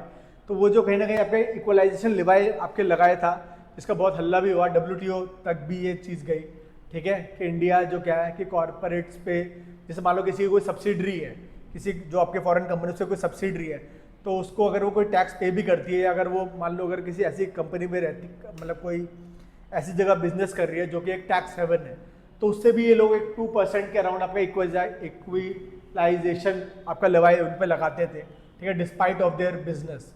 ठीक है, अब उसमें क्या होता था कि कुछ ऐसी कंपनीज हैं जो इंडिया में जिनका आपका प्रेजेंस नहीं है, ठीक है, मतलब आपका ऑथेंटिकली देखा जाए या इंफ्रास्ट्रक्चर वाइज देखा जाए तो उसका इंडिया में प्रेजेंस नहीं है, वो बाहर से आपके ऑपरेट कर रहे हैं, ऐसी जगह से ऑपरेट कर रहे हैं where you have signed this double tax avoidance agreement, या वो टैक्स हेवन है आपका, तो वहाँ से वो ऑपरेट कर रही है, बट उसका बिजनेस इंडिया में, ठीक है, whether it is related to e commerce या आपका जो भी आपका पोर्टल बना के जो कर रहे हैं वो वाली चीज़ें, तो उस पर ये सीधा सीधा आपका उस पर, क्योंकि उनका जो भी बिजनेस मॉडल था उसको ट्रैक करना तो है नहीं, because they are not having physical presence in India, तो उस पर ये कैसे कर रहे थे, ये लोग 2% का इक्वलाइजेशन लेवाई लगा देते थे, ठीक है। जैसे कोई ई कॉमर्स साइट है आपकी, वो अगर कोई प्रोडक्ट्स बेच रही है इंडिया में या कोई और भी सर्विस प्रोवाइड कर रही है आपका, तो उस पर सीधा सीधा आपका 2% का लगाते थे, इस पर बहुत हल्ला हुआ। Now they have abolish this 2% equalisation levy, ठीक है, तो उसको भी हटा दिया गया। Now they are free to do business in India. फिर reduction in tax deduction at source, TDS जो कटता था उसको रिड्यूस कर दिया on payments made by e commerce operators, तो वो ई कॉमर्स जो पार्टिसिपेंट थे जिससे ज़्यादा से ज़्यादा लोग आए, ज़्यादा से ज़्यादा अपनी चीज़ें करें, ठीक है, तो इसलिए ये टैक्स TDS वाली चीज़ भी कम कर दी है। Then they have also reduce this rate of tax collection at source, जो कि आपके ई कॉमर्स ऑपरेटर से लिया जाता था, ठीक है, तो ई कॉमर्स पार्टिसिपेंट से भी ऑपरेटर से भी दोनों से आपका ये कहीं ना कहीं रिड्यूस कर दिया गया है। फिर they have also provide this relief from GST on data centre export. So जो आपका RBI का जो ये रूलिंग था जिसमें उसने लोकलाइजेशन ऑफ डेटा के लिए बोल दिया था to all the companies who are having business operation in India, तो उससे बहुत सारी प्रॉब्लम आ गई थी। तो अब क्या करेंगे, अब इसको देखते हुए, इस प्रॉब्लम्स को टैकल करते हुए, they have decided to give GST relief to all those data centers that are exporting data from India to any other foreign country, तो उस पर भी GST का रिलीफ दिया गया। फिर ये सब हमें पता ही है कि ग्लोबल कैपेबिलिटी सेंटर्स बनाए जा रहे हैं। So the number of GCCs in India has crossed over 1700 हो गए हैं अब आपके फाइनेंशियल ईयर 24 में, ठीक है। इस पर आपका UP PCS मेंस में क्वेश्चन भी आया था, ग्लोबल कैपेबिलिटी सेंटर जो कि आपका लखनऊ में है, ठीक है, डाटू के नाम से। तो ऐसे ही आपके अब इंडिया में ऑल ओवर इंडिया अगर देखा जाए सो 1700 के अराउंड ग्लोबल कैपेबिलिटी सेंटर्स है आपके। GCCs इंडिया में एम्प्लॉय करते हैं नियरली 1.9 मिलियन प्रोफेशनल्स को ये हायर कर चुके हैं। फिर ग्लोबल कैपेबिलिटी सेंटर्स एक स्पेशलाइज्ड ऑफशोर यूनिट्स होते हैं setup by multinational companies to perform business function like. अब यहाँ पे क्या होता है, ग्लोबल कैपेबिलिटी कैसे जनरेट करें कि IT सर्विस प्रोवाइड करेंगे, बैक एंड वाली चीज़ें देंगे सारी की सारी, रिसर्च एंड डेवलपमेंट करेंगे, फाइनेंस वाली चीज़ें करेंगे, ठीक है। तो ये सारे आपके ये आपके एक टाइप के आपको ऑफशोर यूनिट्स हैं आपके, जो आपको जो भी फॉरेन इन्वेस्टर्स आपके आते हैं या फॉरेन कंपनीज आती है, उनको किसी भी प्रकार की अगर हेल्प चाहिए होती है so they are there to help them, ठीक है। Whether the help is related to finance, whether it is related to research and development, whether it is related to IT services, they will provide all this services to you. अब example देखिए, cities like Bengaluru, Hyderabad, Pune, Chennai, इन सब में यहाँ पे global capability centres हैं। फिर US based tech giant like Microsoft setting up a centre in Bangalore. अब माइक्रोसॉफ्ट भी अपना एक ग्लोबल कैपेबिलिटी सेंटर डेवलप कर रहा है, this can be asked in your prelims examination, क्यों कहाँ डेवलप कर रहा है अपना, तो माइक्रोसॉफ्ट जो है अपना ये बैंगलोर कर्नाटका में पड़ता है, उसमें अपना एक ग्लोबल कैपेबिलिटी सेंटर बना रहा है, ठीक है। सो इंडिया में जो भी सेटअप लगेगा माइक्रोसॉफ्ट का, उसको कोई भी चीज़ की आपकी हेल्प चाहिए होगी वो यहाँ से कॉन्टैक्ट करेगी और वो अवेल कर सकती है सारी सर्विसेज। फिर नेक्स्ट जो टॉपिक है हमारा वो है AI adoption in service sector. तो AI का अडॉप्शन एक अच्छा इंपॉर्टेंट टॉपिक है। तो फाइनेंस रिलेटेड आपका हेल्प कर रहा है, टेलीकॉम सेक्टर में AI हेल्प कर रहा है, रिटेल ई कॉमर्स में हेल्प कर रहा है, ट्रांसपोर्ट लॉजिस्टिक में हेल्प करेगा। ये सारी जगह पे आपके AI जो आपका अच्छा खासा आपका हेल्प कर रहा है इन सर्विस सेक्टर, ठीक है। तो फाइनेंस की बात करूँ so to enhance operation, improve customer experience, ये सब फाइनेंस वाला सब चीज़ कर रहा है। एग्जाम्पल आपका है कि SBI का इंटेलिजेंट असिस्टेंट है आपका by SBI is a chat bot use to provide support to customers, ठीक है। तो फाइनेंस के सेक्टर में आपका एक चैट बॉट बना रखा है SBI ने, ठीक है, जो कहीं ना कहीं आपका सिया के नाम से SBI इंटेलिजेंट असिस्टेंट है। जो भी आपको फाइनेंस रिलेटेड सपोर्ट चाहिए this chat bot will going to provide you. फिर टेलीकॉम सेक्टर में इंप्रूव कर रहा है सर्विसेज, ऑप्टिमाइज कर रहा है ऑपरेशंस, इंप्लीमेंट कर रहा है predictive maintenance, enhance customer experience, वो सारी चीज़ें। रिटेल ई कॉमर्स पे आप देख लीजिएगा, ट्रांसपोर्ट लॉजिस्टिक में देख लीजिएगा, ठीक है। AI का हर जगह यूज़ है, वो सारे सेक्टर वाइज बताया गया है। फिर टेलीकम्युनिकेशन में बात करूँ तो India is standing at second largest, India stands as the second largest telecommunication market with over 1.18 billion telephone subscribers and overall tele density of 84%। सो जो हम स्कीम्स जब देख रहे थे तब भी हमने ये डेटा देखा था, यहाँ पे भी डेटा बहुत इंपॉर्टेंट हो जाता है, ठीक है। सो फर्स्ट ऑफ ऑल ये याद रखिएगा कि India is second largest telecommunication market, बहुत बड़ी इंडिया मार्केट है आपके, आफ्टर चाइना इंडिया ही है आपकी टेलीकम्युनिकेशन की मार्केट, और जिसमें 1.18 बिलियन टेलीफोन सब्सक्राइबर्स हैं, 118 करोड़ के आसपास we are having this telecom subscribers, जो कि ओवरऑल टेली डेंसिटी दर्शाता है 84% का, ठीक है। So this data is very very very important if any question is asked in your UPSC mains regarding telecommunication sector. अब वो आपका GS3 में ही पूछा जाता है ऐसी चीज़ें, तो उसमें आप डायरेक्टली लिखिएगा कि इंडिया सेकंड लार्जेस्ट मार्केट है, पहला डेटा इंट्रोडक्शन में ये चीज़ लिखिएगा। 1.18 बिलियन टेलीफोन सब्सक्राइबर्स है इंडिया में, और ओवरऑल टेली डेंसिटी की बात करूँ तो 84% है, इतना ज़्यादा पेनिट्रेशन है टेलीफोन का। फिर एवरेज मंथली डेटा कंजप्शन जो है हमारा वो 2.1 GB है पर मंथ पर यूज़र इन इंडिया, ये कहीं ना कहीं बहुत कम है हमारा, ठीक है। सो डेटा कंजप्शन अगर एवरेज देखा जाए तो वो 2 GB के आसपास है हमारा पर यूज़र, जो आपका as compare to developed countries बहुत ज़्यादा आपके कम है, बिकॉज इंडिया में आपकी पॉपुलेशन बहुत ज़्यादा है, सो इसलिए ये पर पर्सन जो है वो आपका कम निकल के कहीं ना कहीं आता है ऑन एन एवरेज। फिर C.DOT है हमारा, ठीक है, ये आपकी ऑर्गेनाइजेशन है which is providing safe and secure telecommunication environment, कहीं ना कहीं जो आपका फायरवॉल जो डेवलप करते हैं या जो भी आपका जो भी प्रॉब्लम्स है आपके, जो अटैक्स है आपके साइबर अटैक्स, उनको रोकने के लिए आपके काम करती है, ठीक है। So considering it is considered the catalyst of India's telecom revolution, तो कहीं ना कहीं जो टेलीकॉम रेवोल्यूशन है, जो आपका इंफ्रास्ट्रक्चर डेवलप हुआ है टेलीकम्युनिकेशन सेक्टर्स, या जो 5G का पेनिट्रेशन बढ़ा है, उसके लिए भी ये रिस्पॉन्सिबल है to improve research and development, reduce dependency on foreign technology, वो सारी चीज़ें कर रही है। 4G एंड 5G का कोर नेटवर्क से डेवलप कर रही है आपका। C.DOT has been instrumental in developing indigenous 4G 5G solution बना रहे हैं, रिड्यूस कर रहा है reliance on global vendors, helping reduction of telecom import, तो वो सब चीज़ें कर रही है। फिर ये क्वांटम कम्युनिकेशन सिस्टम डेवलप कर रही है। C.DOT has developed quantum encryption solutions ensuring secure communication for government and strategic sectors. तो कहीं ना कहीं हमारा जो C.DOT है हमारा, जो आपके डिपार्टमेंट ऑफ टेलीकम्युनिकेशन वाली जो चीज़ है, वो आपके एक ऐसा क्वांटम इंक्रिप्शन सॉल्यूशन डेवलप कर रही है that will going to create a safe and secure communication network for government as well as its departments. तो अगर गवर्नमेंट के डिपार्टमेंट्स हैं, मिनिस्ट्रीज हैं, उनको आपस में कम्युनिकेट करना होगा, तो ये आपका क्वांटम कंप्यूटिंग जो आपका क्वांटम कम्युनिकेशन सिस्टम है, उसका यूज़ करके ये लोग कर सकते हैं, ठीक है। तो उसमें लीकेज, जो डेटा लीकेज की प्रॉब्लम है या साइबर अटैक की जो प्रॉब्लम है, वो कहीं ना कहीं आपके रिड्यूस हो जाती है। Then they are also developing this disaster management solutions, so technologies like geo targeted and automated multi hazard multimedia early warning alerts to citizens have reinforced India's resilience against natural disasters. तो जो natural disaster, जब आपको कोई भी आपका natural hazard आता है, this organization is preventing transforming of that natural hazard into a disaster by providing secured lines of information dissemination. So कहने आपके ऐसे जो टेक्नोलॉजीज डेवलप हो रही हैं, जो आपके जियो टारगेटेड वे में, ऑटोमेटेड मल्टी हैजार्ड में आपके अर्ली वार्निंग सिस्टम्स आपके या अलर्ट्स आपके जनरेट करेंगे, और जहाँ से आपके लोगों को आपको बचाया जा सके। फिर cyber security and resilience, so C.DOT has developed the Samvad app, एक संवाद ऐप भी बनाया इन्होंने to provide secure calls, chat for sharing text, image, audio, video files has been deployed in strategic organise. तो ये सब काम भी कर रहे हैं, डोमेस्टिक टेलीकॉम इकोसिस्टम को आपके अपलिफ्ट करने की बात करें, अब देख लीजिएगा।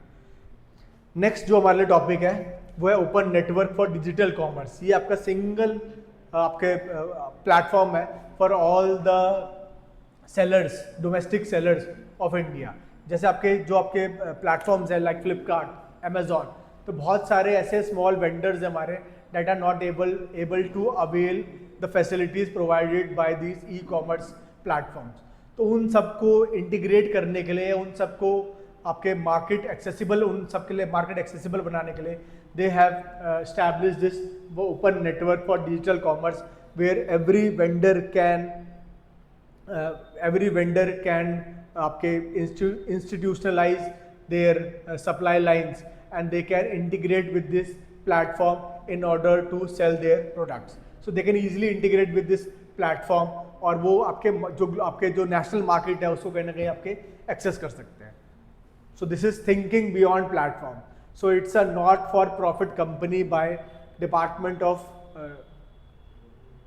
प्रमोशन ऑफ इंटरनल ट्रेड, जो DPIIT है आपका, तो वो मिनिस्टर मुखी के अंदर आता है. उसने ये आपका बनाया है company, not for profit company है. मास्टरमाइंड इसका नंदन नीलकर्णी साहब थे आपके, ठीक है, सेम बंदा जो उड़ाई के चीफ रहे आपके, जो आधार लेके आए, ठीक है. तो this was started in January 2022. It is having a uniform platform fees. अब देखिए क्या होता है कि वो जो आपके जो अमेजोन पे आपके जो वेंडर्स मिलते हैं या फ्लिपकार्ट पे जो वेंडर्स मिलते हैं, तो वो जिनका जितना बड़ा ऑर्गेनाइजेशन है, जिसका जो जितना बड़ा आपका वेंडर है, उससे वो उस हिसाब से फीस लेते हैं. But here there is uniform platform fees that you need to furnish in order to avail this platform. So कहीं ना कहीं आपको अगर अपने आपको रजिस्टर करना है under this platform, you need to give uniform registration fees. चाहे आप बड़े वेंडर हो, छोटे वेंडर हो, आपका नॉर्थ साइड के वेंडर हो, आप नॉर्थ ईस्ट के वेंडर हो, साउथ के वेंडर्स हो, सबके लिए आपके एक यूनिफॉर्म रजिस्ट्रेशन फीस रखी गई. फिर 7 लाख प्लस सेलर्स और service providers are active on this ONDC network spread across around 600 plus cities and towns across India. So ये इस प्लेटफॉर्म की या ये इस इनिशिएटिव की आपकी कहीं ना कहीं सक्सेस स्टोरी दर्शाती है, ठीक है, कि till date we are having around 7 lakh plus sellers who are already registered under this scheme, ठीक है. और वो कहीं ना कहीं इस जो आपका जो प्लेटफॉर्म है आपका वन नेशन डिजिटल कॉमर्स का, उसकी फैसिलिटीज़ को अवेल कर रहे हैं, ठीक है. फिर presently over 7,000 farmer producer organisation FPOs and 400 self help groups have registered to be a part of ONDC network. देखिए ये भी इनके लिए भी बहुत अच्छा है, ठीक है. जो FPOs हैं they can also sell their products on this platform. तो कहीं ना कहीं इस डिजिटल प्लेटफॉर्म का फ़ायदा FPOs उठा रहे हैं, आपके SHGs उठा रहे हैं by giving this uniform platform fees, ठीक है. तो इनके लिए आपको जो मार्केट है आपका जो पूरा कहीं ना कहीं आपके ट्रांसफॉर्म हो गई है टू डिजिटल मार्केटिंग, या कहीं ना कहीं ई-कॉमर्स का आज की डेट में ई-कॉमर्स है आपका जो कुछ है, तो उन सब सर्विसेज को, उन सारे प्लेटफॉर्म को they are making this all this digital commerce things accessible as well as available and affordable to these vendors. फिर it's an initiative to promote open, अब यहाँ पे open interoperable digital commerce network रहेगा जो operate करेगा independently of any specific e commerce platform. तो independently काम कर रहा हूँ, ऐसे नहीं कि वो किसी के साथ मिलकर काम कर रहा है, अमेजोन के साथ या फ्लिपकार्ट के साथ या जियो के साथ, वो एक अपना ऑटोनोमसली काम कर रहा है और ये ओपन है for everyone. ONDC aims to democratise, अब ये डेमोक्रेटाइज कर रहा है आपका डिजिटल कॉमर्स को by creating a level playing. अच्छा देखिए सबसे अच्छी बात ही यही है इसकी कि they are providing this level playing field to each and every vendor, ठीक है. तो अब उसमें क्या होगा कि हर किसी के पास लेवल प्लेइंग फील्ड है, ठीक है. Any of these vendors can make their products available on this platform. अब वहाँ पे क्या होगा कि जो सबके प्रोडक्ट्स आपके अवेलेबल है, so you can choose your product, you can choose any of that product depending upon the quality of that product, pricing of that product, उसका जो आपके पैकेजिंग है उसके रिलेटेड आप अपना चॉइसेस बना सकते हो, ठीक है. फिर वो आप ये सारी चीज़ों पे आपको क्या और होता है कि एक आपका लेवल प्लेइंग फील्ड मिलता है, ठीक है. यहाँ पे ऐसा नहीं है कि आपका एक्सेस, आप उसको किसी भी प्रोडक्ट को आप एक्सेस में उसको स्लॉट्स दे रहे हो, ठीक है, या उसको एक्सेस आपका डिस्काउंट वाली चीज़ें दे रहे हो, ठीक है. So that many people can by that product from your platform. तो वो वाली सब जो जैसे अमेजोन करता है आपका या आपका फ्लिपकार्ट करता है आपका बिग बिलियन सेल, जहाँ पे आपके बहुत ज़्यादा लो कॉस्ट पे चीज़ें मिल जाती है, तो वो वाली चीज़ें खत्म करने के लिए they have decided to develop this open digital platform जो कि आपका कहीं ना कहीं लेवल प्लेइंग फील्ड दे रहा है to each and every vendor. तो वो आप फिर आप अपनी प्राइसिंग के हिसाब से कस्टमर्स को अट्रैक्ट कर सकते हो, क्वालिटी के हिसाब से कर सकते हो, पैकेजिंग के हिसाब से कर सकते हो, या मटीरियल के हिसाब से कर सकते हो. तो वो सारी चीज़ों पे आप वर्क करो, कंपटीशन जनरेट करो और आपके प्रोडक्ट्स का सेल को बूस्ट कर सकते हो। ठीक है, ऐसे नहीं कि आप सेल कैसे बूस्ट कर रहे हो कि आप लोग जो डुबियस प्रैक्टिसेस है कि आप एक्सेस डिस्काउंट दे रहे हो, because that discounts have been provided to you by that e commerce platform. जैसे अमेजोन आपके पूरा का पूरा जो इन्वेंट्री है वो पूरा का पूरा परचेज कर लेता है और फिर अपने दामों पे बेचता है। तो ऐसी वाली चीज़ों को आपके कहीं ना कहीं टैकल करने के लिए they have decided to start this initiative. फिर ये जो ONDC हमने देखी है, it is aiming to democratise this whole digital commerce, एक लेवल प्लेइंग फील्ड दे रहा है for all the small and medium enterprises, retailers, consumers across India. It does this by enabling buyers and sellers to interact across different platform. अब ये जैसे Trivago करता है ना, आपका ट्रिवागो भी सेम चीज़ करता है कि आपका मैच करवा लेता है हर जगह। मतलब जैसे आपका मेक माई ट्रिप में आपका कितना कॉस्ट है उस रूम का या होटल का, GoIBIBO पे कितना है या और भी किसी वेबसाइट पे कितना है, आपका ओयो में कितना है, तो वो आपके जितने भी आपके जो भी आपके सर्विसेज प्रोवाइड कर रहे हैं, तो उस जो होटल के जो प्राइजेस का जो मैच है आपका, वो कहने के आपका ट्रिवागो आपको एक जगह पे प्रोवाइड कर रहा है। ठीक है, और उसके हिसाब से आप you can choose that thing. ठीक है, अब यहाँ पे भी वही ONDC भी यही कर रहा है, क्योंकि सेम प्रोडक्ट आपका अगर अमेजोन पे देखा जाए तो वहाँ कितने पे है, फ्लिपकार्ट पे देखा जाए तो वहाँ कितने पे, मिंत्रा पे कितने पे है, बिग बास्केट पे कितने, जोमेटो पे किसमें, तो आपको ये कि चॉइस प्रोवाइड कर रहा है and you can avail that choice from this single platform. तो ये इसकी एक अच्छी चीज़ है। ठीक है, तो ये आपके इनेबल कर रहा है बायर्स एंड सेलर्स को इंटरैक्ट कर सके अक्रॉस डिफरेंट प्लेटफॉर्म्स, रिड्यूस कर रहा है dominance of few large platform. जो उनका डोमिनेंस था आपका कि अमेजोन पे ही आपको सिर्फ मिलेगा, या आपको अगर अलेक्सा लेना सिर्फ अमेजोन पे ही मिलेगा, या फ्लिपकार्ट पे ही आपको कुछ चीज़ें मिलेंगी, ऐसा नहीं है।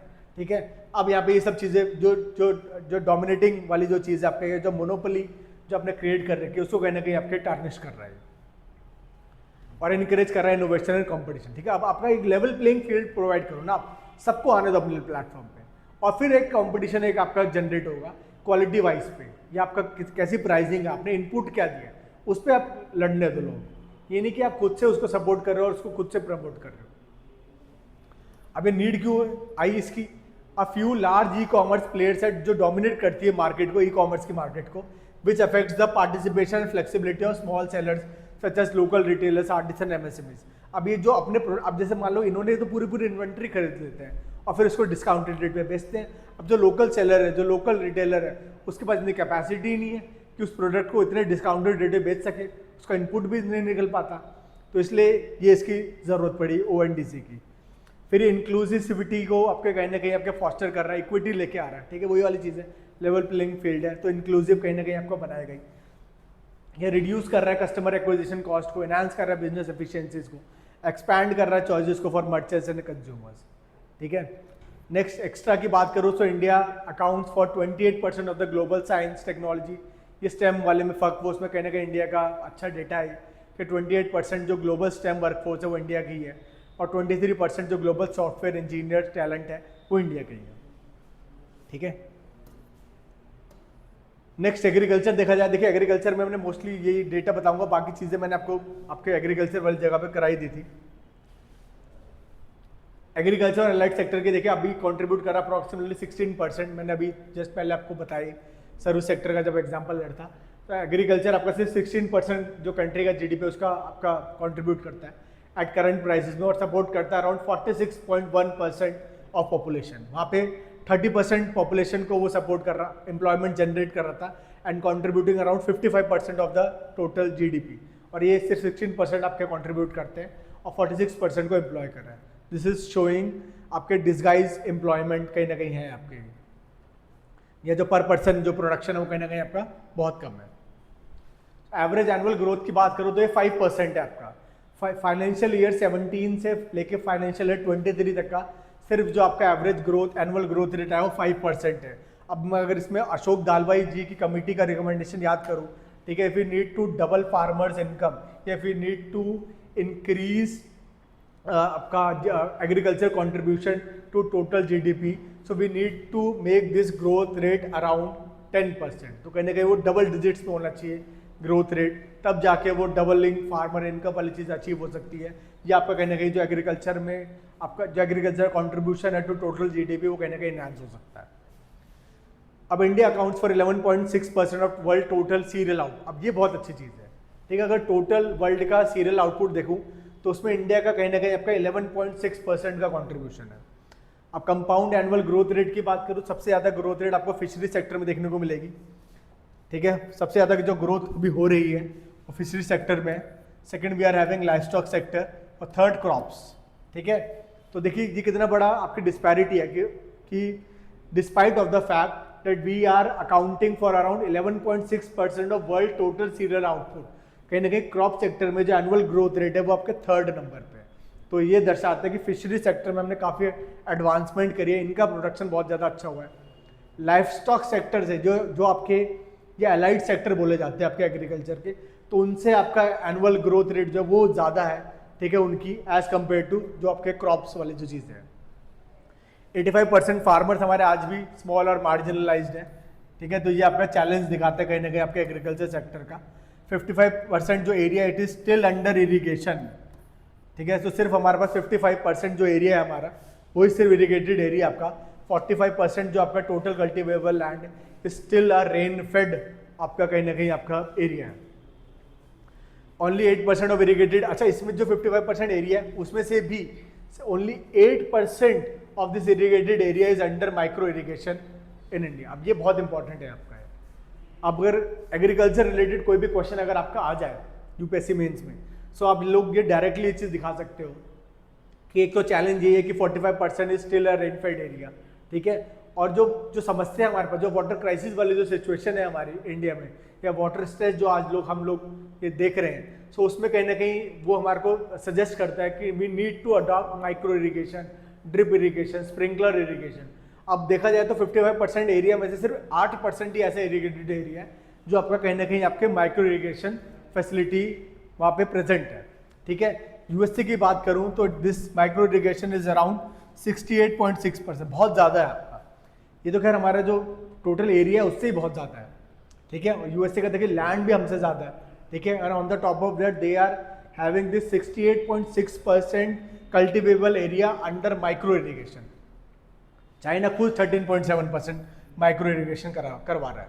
ठीक है, तो ये आपके जो चीज़ है ये हमारे को आपको बहुत ज़्यादा देखने की ज़रूरत है, हमारे को इस पर काम होना चाहिए। ठीक है, we need to provide all these micro irrigation facilities या micro irrigation systems to our small and marginal farmers in order to boost agriculture production in India. उसके लिए हमारे को ये चीज़ें करने की ज़रूरत है, जैसे फर्टिगेशन वाली जो चीज़ है वो करवाओ। ठीक है, प्रिसीजन एग्रीकल्चर जो आपके पाइपलाइंस है वो डेवलप करवाओ, ये सब चीज़ें करें। फिर फ्लोरिकल्चर एक सनराइज सेक्टर है आपका, ये जो आपके फ्लावर से रिलेटेड है आपका, cut flower production, loose flower production, dry flowers, cut greens, ये सब चीज़ें। 96% ऑफ फ्लोरिकल्चर जो है अभी हमारे देश में स्मॉल एंड मार्जिनल फार्मर्स करते हैं। हमारे जो आपके एक्सपोर्ट जो टॉप एक्सपोर्ट डेस्टिनेशन है हमारे, वो यूएस से है first, Netherlands, UAE, UK, Canada, Malaysia. तो ये फ्लोरिकल्चर एक सनराइज सेक्टर बोला गया है आपका इकोनॉमिक सर्वे के अंदर, तो उसके पास बहुत सारा पोटेंशियल है आपका। देखिए अभी सिर्फ ये स्मॉल एंड मार्जिनल फार्मर्स कर रहे हैं। अगर यहाँ पे अगर हम कोऑपरेटिव्स का वाली जो अप्रोच लेके आए या क्लस्टर अप्रोच लेके आए, तो ये इन सारे टॉप डेस्टिनेशंस में हम लोग और अच्छा मार्केट को एक्सेस कर सकते हैं। फिर डबलिंग फार्मर इनकम के लिए हम ये सारी चीज़ें हमारे पास national mission on sustainable agriculture है, यूरिया गोल्ड की चीज़ है। यूरिया गोल्ड वाला क्वेश्चन आपका आरपीएससी में देखने को मिला था, 2 मार्क्स में आया था आपका, कि यूरिया गोल्ड कंबाइन करता है यूरिया को विद सल्फर। ठीक है, तो यूरिया गोल्ड उन्होंने पूछा था कि व्हाट इज यूरिया गोल्ड, तो वो ऐसा यूरिया है जो आपके सल्फर वाली चीज़ को भी आपके कंबाइन करके आपके देने की कोशिश कर रहा है in order to tackle sulphur deficiency in your soil. फिर मिनिमाइज करता है वेस्टेज को, इनहांस करता है प्लांट न्यूट्रिएंट अपरेट, ये सारी चीज़ें। यूज़ ऑफ ड्रोन करवाओ आप, ये सब आप देख ये हमने देख चुके हैं ऑलरेडी। हमने ये सारी जो चीज़ें हमने स्टार्टिंग में देखी थी इकोनॉमिक सर्वे के फर्स्ट जो लेक्चर आपका, उसमें सब देखने को मिलेगा। एग्रीकल्चर जो आपका क्रेडिट है वो कहीं ना कहीं आपका नॉन इंस्टीट्यूशनल लोन्स जो थे हमारे, जो मेजर पार्ट था आपका एग्रीकल्चर क्रेडिट का, वो कहीं ना कहीं आपका रिड्यूस हुआ है फ्रॉम 90% टू 25%। आज की डेट में सिर्फ इनफॉर्मल जो आपके इनफॉर्मल जो लोन्स हैं वो कहीं ना कहीं आपके सिर्फ 25% ही ले जाते हैं, although it is also a large number, but फिर भी 1950 से कंपैरिजन करा जाए जहाँ पे 90% जो फार्म लोन्स थे वो आपके नॉन इंस्टीट्यूशनल ही होते थे, वो कहीं ना कहीं आपका रिड्यूस हुआ है। फिर किसान क्रेडिट कार्ड की हमने देखी थी, लिमिट बढ़ा दी आपकी 3 लाख से 5 लाख कर दिया। देखिए ये मॉडिफाइड इंटरेस्ट सबवेंशन स्कीम में इंक्रीज करते हैं फ्रॉम 3 लाख टू 5 लाख, वो सब चीज़ें हम देख चुके हैं। किसान ऋण पोर्टल के बारे में हम पढ़ चुके हैं, प्रधानमंत्री फसल बीमा योजना देख चुके हैं। एग्रीकल्चर मैकेनाइजेशन पे इंडिया का एग्रीकल्चर मैकेनाइजेशन लेवल देखा जाए तो it is around 40%, only 40% of our farms are mechanise. ठीक है, ये डेटा अगर हम यूएसए का देखें तो उनका 95% आपका जो फार्म्स है वो मैकेनाइज्ड है। चाइना में भी approximately 60% of their farms are mechanised, but India में सिर्फ 40% ही आपका मैकेनाइज्ड फार्मिंग देखने को मिलती है। फिर ये सारी चीज़ें हमने कस्टमर हायरिंग सेंटर्स, नमो ड्रोन दीदी, ये सब हमने वहाँ पे देखा था जो हमारा लेक्चर है।